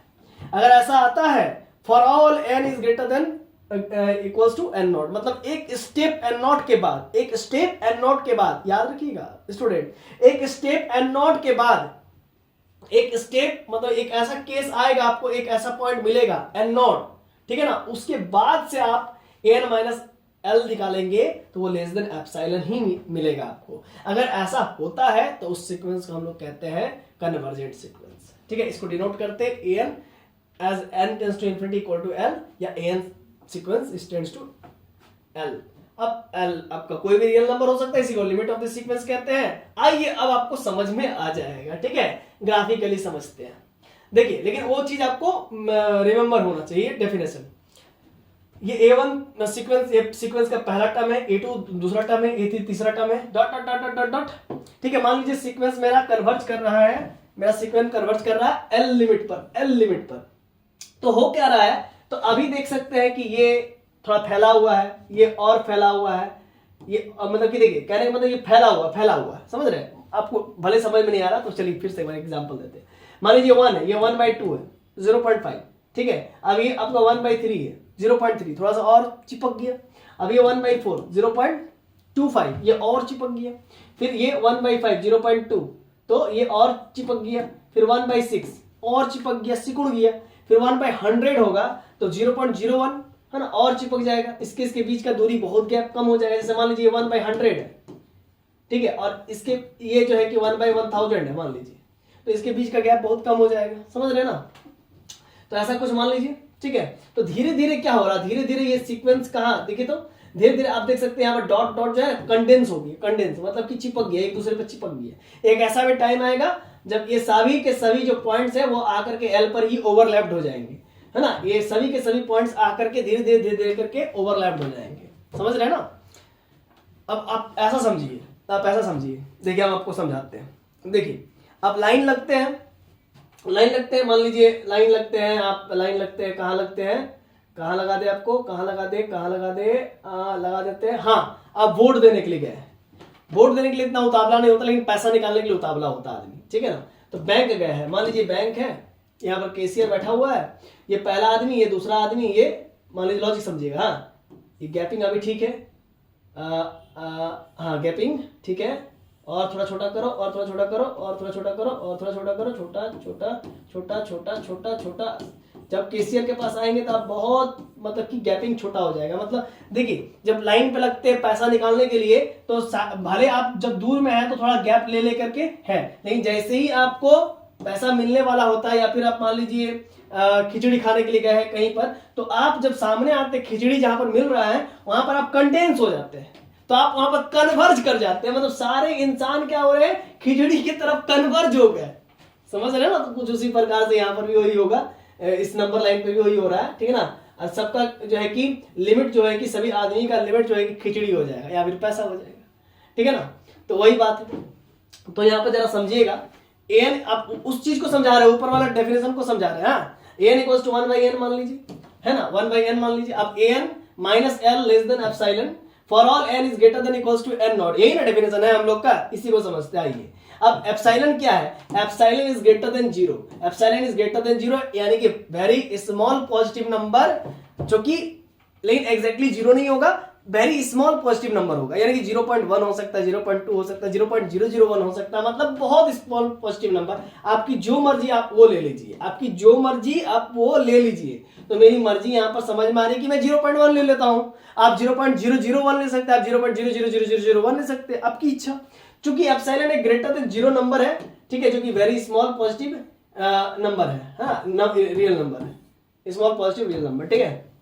अब देखिए, अब मैंने बोला an बराबर 1/n, तो ये n टेंस टू इन्फिनिटी करते हैं, तो 1/infinity क्या होता है, टेंस करता है 0 की ओर। तो l जो लिमिट मतलब किसकी ओर कन्वर्ज कर रही है, 0 की तरफ कन्वर्ज कर रही है, यानी कि l लिमिट हमें पता है 0, तो 1/n, an क्या है आपका 1/n माइनस l 0 हो गया, और लेस देन एप्सिलॉन के यहाँ पर 0.1, और for all n is greater than equals to n not. अभी समझाएंगे कि एक स्टेज के बाद n का वैल्यू n नॉट से बढ़ा लेंगे या इक्वल लेंगे ना, तो ये चीज लेस देन आएगा। आइए ना समझते हैं। 1/n माइनस 0 का mod is less than 0.1 for all n is greater than equal to n not. अब 1/n 0.1 को 1/10 लिख सकते हैं, n is greater than equal to n not, ठीक है।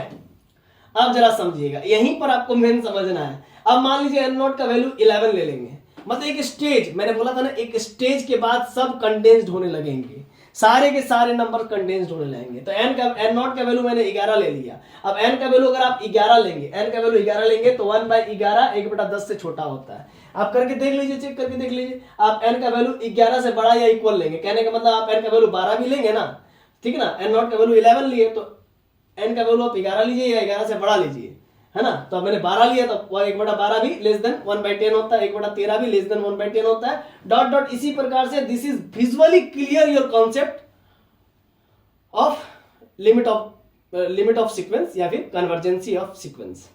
कन्वर्ज हो रहा है ना, मतलब एक पॉइंट के बाद सीक्वेंस के हर एक टर्म छोटे होते जाएंगे, मतलब सीक्वेंस के प्रत्येक टर्म an माइनस एल करेंगे तो वो लेस देन एप्सिलॉन होते जाएगा, है ना। an minus L less then n not, एक स्टेज मिल गया, उसके बाद सारा चिपकते जाएगा, सारा का सारा चिपकते जाएगा।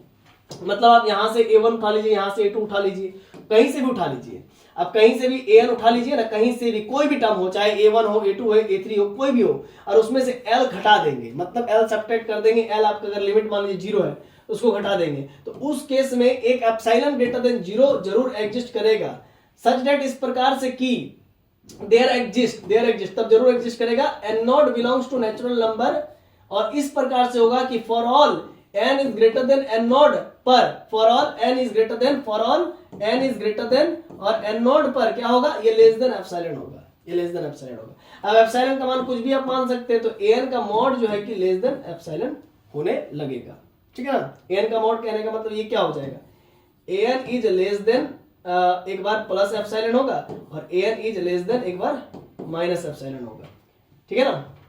यही पूरा सीन होता है, यही ना पूरा सीन होता है मॉडुलस का। अब यहां पर हम लोग करेंगे क्या, है ना।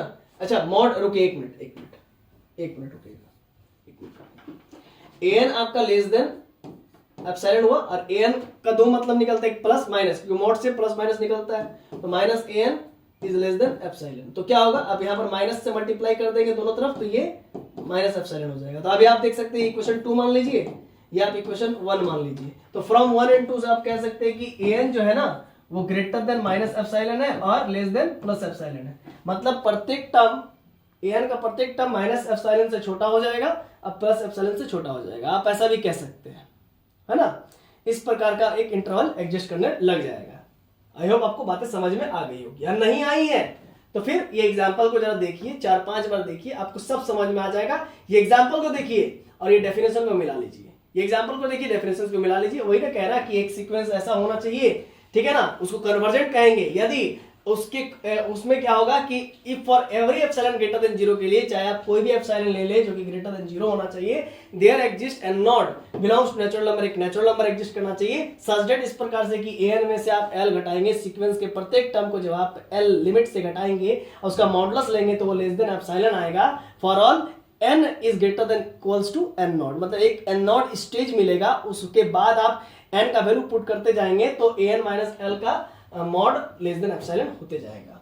और वी डिनोट इट एज, इसको हम लोग डिनोट इस प्रकार से करेंगे कि an सीक्वेंस का लिमिट l है as n tends to infinity पर, यानी कि n सीक्वेंस l पर कन्वर्ज हो रही है and l belongs to real number है, is called limit of this sequence. अब ग्राफिकली भी मैंने आपको अभी भी समझा दिया है, ठीक है। आई होप ये इतना काफी है, और अगर आप तो भी नहीं समझे तो आप जो है कि व्हाट्सएप कर सकते हैं, नंबर तो डिस्क्रिप्शन में दिया रहता है और अबाउट सेक्शन में भी दिया रहता है, या फिर आप कमेंट भी कर सकते हैं।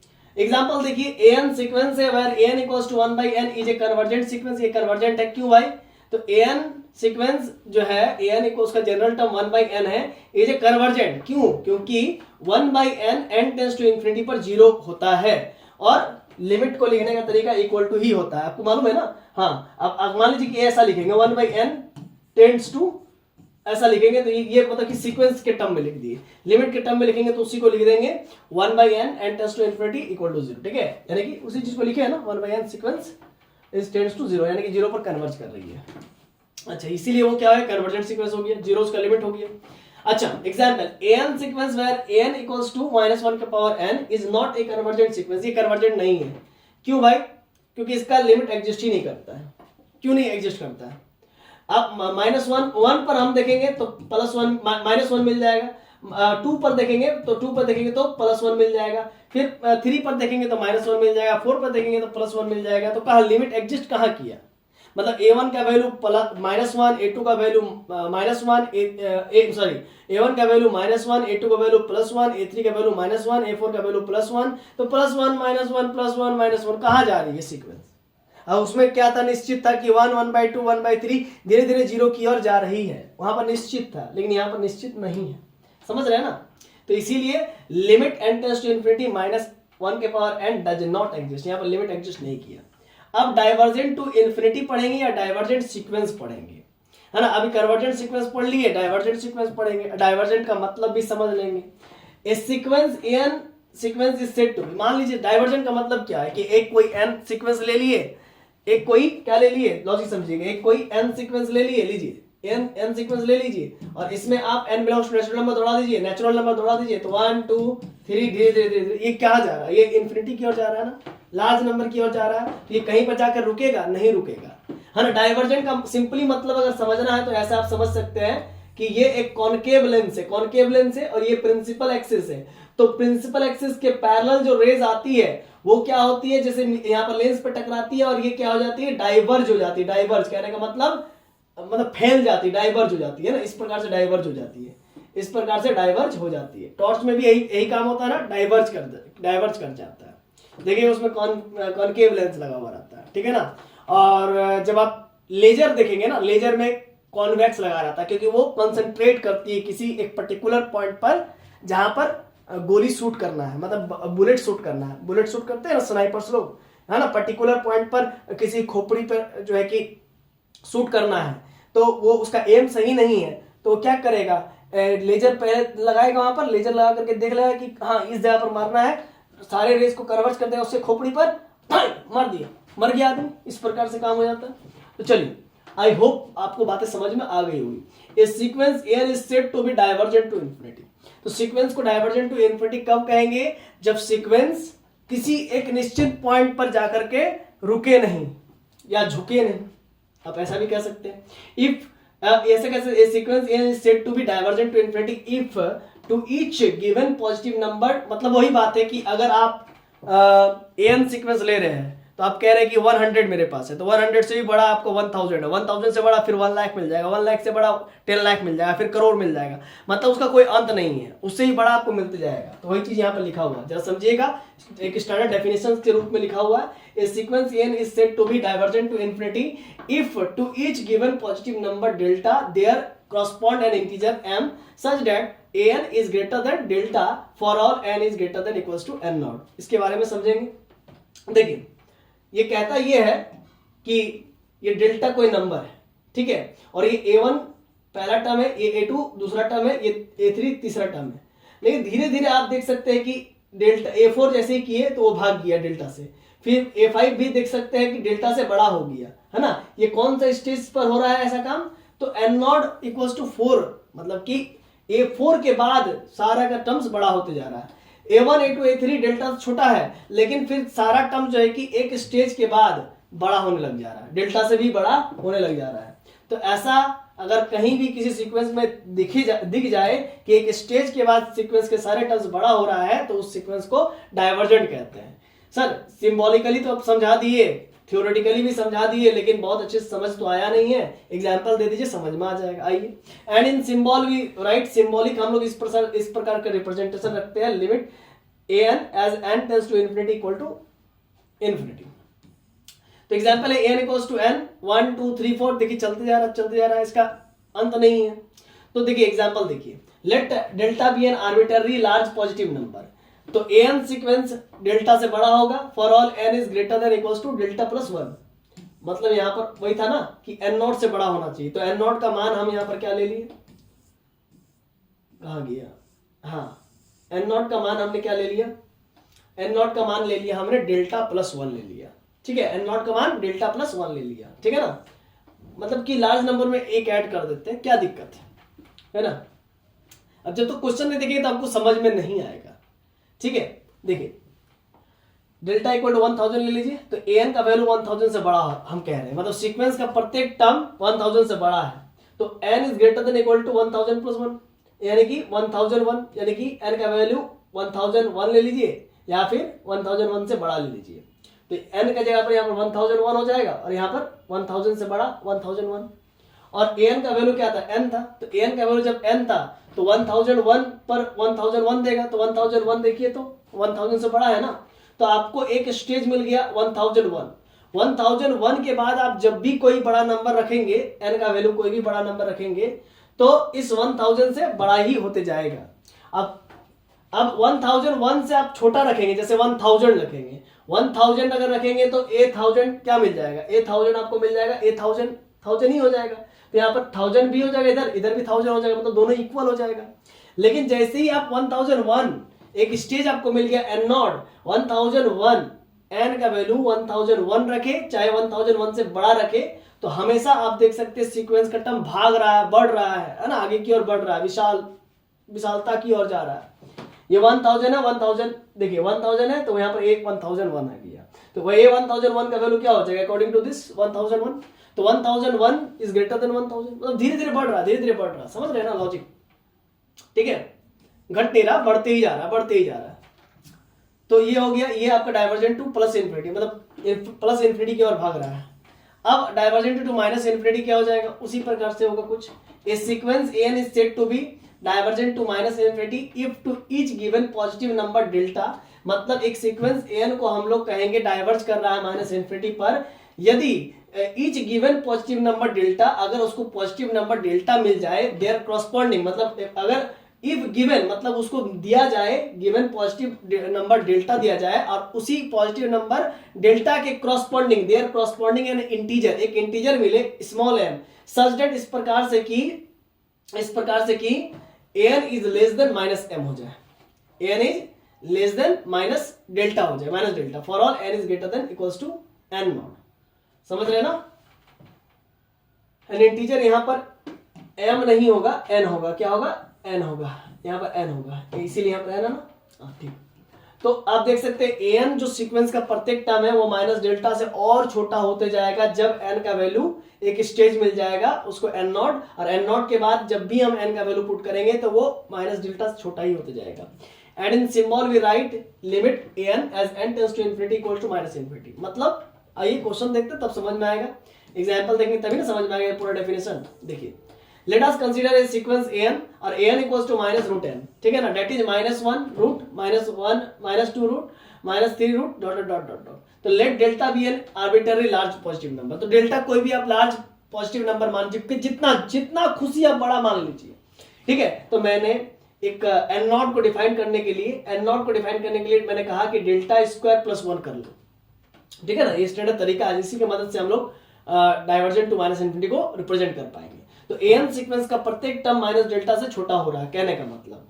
तो हमने बोला कि चलो भाई डेल्टा का वैल्यू 100 ले लो, डेल्टा का वैल्यू 100 ले लिए, एक लार्ज नंबर ले लिए, जो हमको लगा कि ये लार्ज है तो चलो ले लिए लार्ज। तो 100 यहाँ पर भी हो गया, अब यहाँ पर 100 का स्क्वायर करेंगे तो 10,000 हो जाए, 10,000 प्लस 1 10,001, यानी कि n नॉट का वैल्यू 1001 मिल गया। अब n नॉट का वैल्यू 10,001 मिल गया।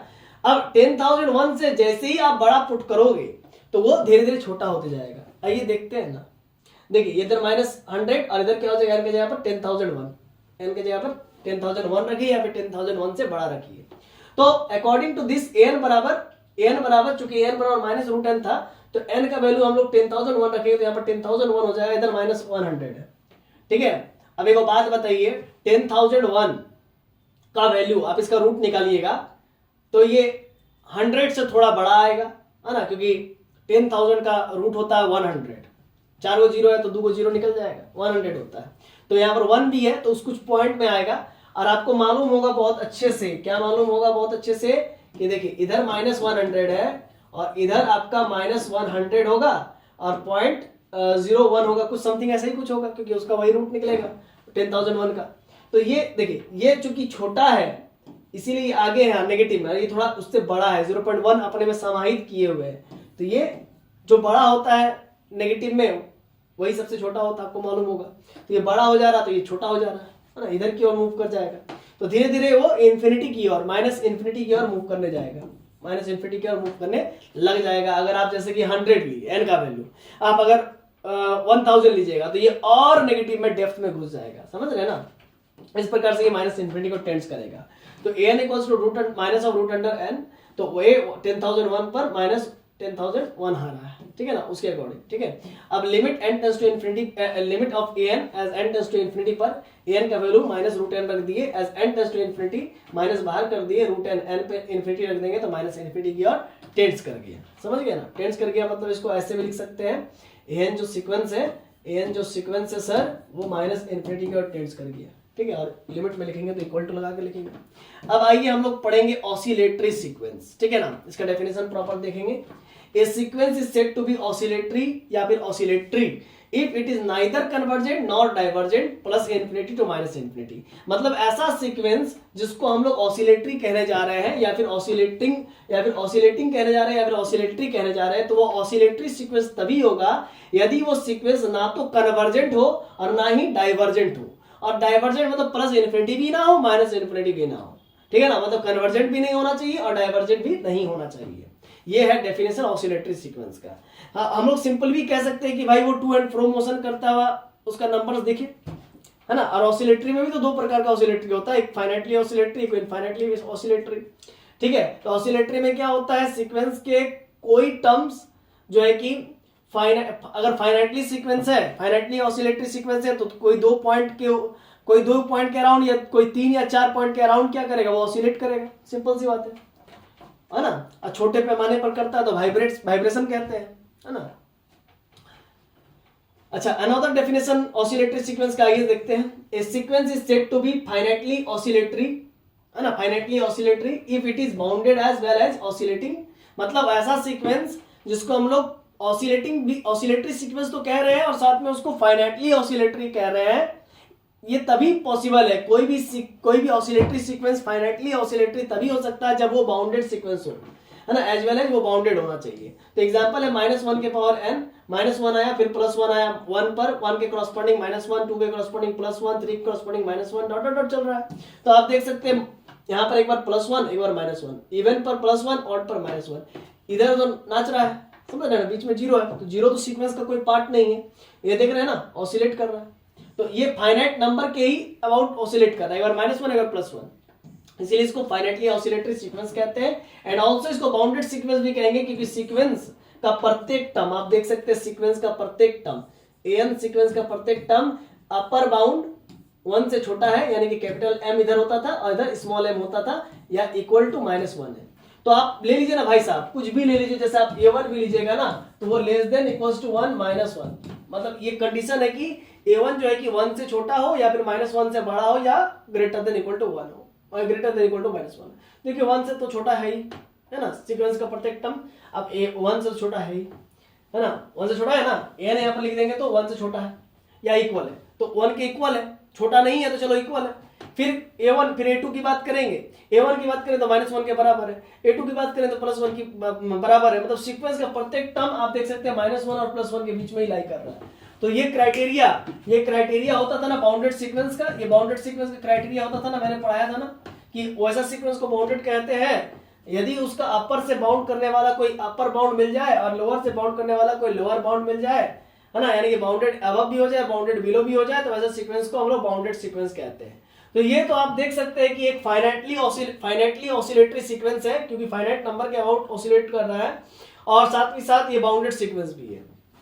तो that is finitely oscillatory sequence and also bounded sequence, because an sequence is, an एक जनरल टर्म में लिख दिए, is less than equals to 1 and greater than equal to -1। इसको हम लोग simply mod of n is less than equals to 1 कह सकते हैं। mod of n का मतलब, कहने का मतलब n is less than equals to 1 and minus n is less than equals to 1। अब ये क्या हुआ सर, देखिए mod से जब भी निकलता है तो प्लस माइनस में निकलता है, ठीक है ना। अब उसका कारण मैं यहाँ पर आपको बता सकता हूँ, देखिए an सीक्वेंस इक्वल्स टू आपका एक बार हो जाएगा माइनस, एक बार आपका हो जाएगा +an, और एक बार हो जाएगा आपका -an। कब होगा, जब an का वैल्यू आपका ईच एंड एवरी टर्म का value greater than equal to 0 रहे, और an का कोई भी वैल्यू, कोई भी टर्म अगर लेस देन 0 रहे, तो लेस देन 0 होगा तो उसको पॉजिटिव बनाने के लिए, क्योंकि मॉड हमेशा पॉजिटिव बनाता है, तो इसीलिए ऑलरेडी माइनस लगा दिया। नहीं समझे आप, मत मान लीजिए कोई ऐसा टर्म है, मान लीजिए आप मान के चलिए A1, तो A1 टर्म आपका देख सकते हैं -1 आएगा, क्योंकि an बराबर आपका -1 के पावर n है, तो A1 आपका क्या आएगा, -1 के पावर 1, यानी कि -1 आएगा। तो ये नेगेटिव नंबर है और मॉड हमेशा पॉजिटिव बनाता है, इसीलिए अब चूंकि A1, यहाँ पर A1 लेंगे तो यहाँ पर A1 मिलेगा, A1 का वैल्यू आपका -1, तो -1 होगा तो ये हो जाएगा -1 और माइनस +1 हो जाएगा, तो कुल मिलाकर यहाँ पर +1 हो जाएगा, समझ रहे ना। पॉजिटिव में कन्वर्ट करना चाहता है मॉड, हमेशा पॉजिटिव में कन्वर्ट करना चाहता है, इसीलिए जब भी an का वैल्यू कोई भी टर्म नेगेटिव हो रहा है, लेस देन 0 हो रहा है, तो उसमें फिर से -an लगा दो तो वो पॉजिटिव हो जाएगा, क्योंकि मॉड हमेशा पॉजिटिव में बदलना चाहता है। इसीलिए an का वैल्यू आपका देख सकते हैं कि क्या है, एक बार लेस देन इक्वल्स टू +1 है, and -an is less than equals to +1 है। अब यहाँ पर माइनस को सेपरेट कर दीजिए, तो सेपरेट कर देंगे, तो सेपरेट करने के लिए माइनस से मल्टीप्लाई करेंगे, तो माइनस से मल्टीप्लाई करते तो मुंह पलट जाता है, आपको मालूम है। तो अब यहाँ पर आप देख सकते हैं कि an जो सीक्वेंस है वो -1 से बड़ा है और लेस देन इक्वल्स टू +1 है, देख सकते हैं ना, 1 और -1 के बीच में ऑसिलेट कर रहा है। तो वही चीज बताना चाहा मैंने। अब है a sequence is said to be infinitely oscillatory sequence, किसी सीक्वेंस को इनफाइनाइटली ऑसिलेटरी सीक्वेंस कहेंगे इफ इट इज अनबाउंडेड, मतलब वो अनबाउंडेड रहे, बाउंडेड ना रहे, एज वेल एज ऑसिलेटिंग, मतलब ऑसिलेटिंग भी रहे, है ना, ऑसिलेटरी इनफाइनाइट सीक्वेंस वैसे आप कह सकते हैं, ठीक ठीक है। Infinitely oscillatory sequence, infinitely oscillatory sequence तभी कहेंगे जब वो ऑसिलेट तो करे लेकिन इनफाइनाइटली ऑसिलेट करे, मतलब वो बाउंडेड ना हो। एग्जांपल हाँ देंगे, let us consider a sequence -1 के पावर n एन सीक्वेंस। अब देखिए 1 पर आपको -1, 2 पर आपको +2, 3 पर आपको -3, इसी प्रकार चल रहा है। तो देख सकते हैं 1 पर -1, फिर 2, फिर 3, इधर आया उधर गया, उधर आया इधर आया, उधर गया इधर गया, उधर गया, इस प्रकार से समझ रहे ना। मतलब कि A1 के बाद A2, A2 के बाद आपका क्या हो रहा है A3 के बाद A4, इसी प्रकार से आगे एंड पीछे, है ना, टू एंड फ्रो मोशन कर रहा है। ऑड पर नेगेटिव दे रहा है एंड इवन पर पॉजिटिव दे रहा है, आगे पीछे, ठीक है। अब यहाँ पर कुछ आपको ये भी मालूम होना चाहिए, बीएससी में आपने पढ़ा होगा, ये काम आएगा अभी। Limit of n tends to infinity n to the power 1/n आपका क्या मिलता है, 1 देता है। याद रखिए, सबको प्रूफ आपने पढ़ा होगा बीएससी में, है ना, तो अभी प्रूफ की जरूरत नहीं है। अच्छा, अभी एक सीक्वेंस ऑफ फंक्शंस की बात करेंगे, सीक्वेंस ऑफ फंक्शंस की बात करेंगे, ठीक है। मतलब फंक्शंस को सीक्वेंस की तरह लिखा जाएगा, है ना, फंक्शंस को सीक्वेंस की तरह लिखा जाएगा। थोड़ा सा आप होल्ड कीजिए तब तक, है ना, रेस्ट कर ले, हम भी आप भी कर ले, अच्छा रहेगा। हाँ तो स्टूडेंट देखिए, एक बात यहाँ पर हम आपको बताना चाहेंगे कि ये लेक्चर बहुत लेंदी हो गया, करीब 1 घंटा 51 मिनट का हो गया, हमने देखा अभी भी, ठीक है। तो बस इतना ही अभी रहने देते आज के इस पहला लेक्चर में। फिर नेक्स्ट लेक्चर में आपको बताएंगे सीक्वेंस ऑफ फंक्शंस क्या होता है, फिर उसके बाद हम आगे की ओर मूव करेंगे, ठीक है ना। क्योंकि देखिए, अगर एक ही लेक्चर में बहुत ज्यादा बना देंगे तो आप बोर हो जाएंगे क्या, इसीलिए हम सीक्वेंस ऑफ फंक्शंस बाद में बनाएंगे, मतलब नेक्स्ट लेक्चर में, ठीक है। तो आज के लिए इतना ही। आप लोग बताइए कि आप लोगों को लेक्चर कैसा लग रहा है ना, और फिर मिलते हैं नेक्स्ट वीडियो में। तब तक के लिए जोहार, दिल से अभिनंदन, वंदन, धन्यवाद।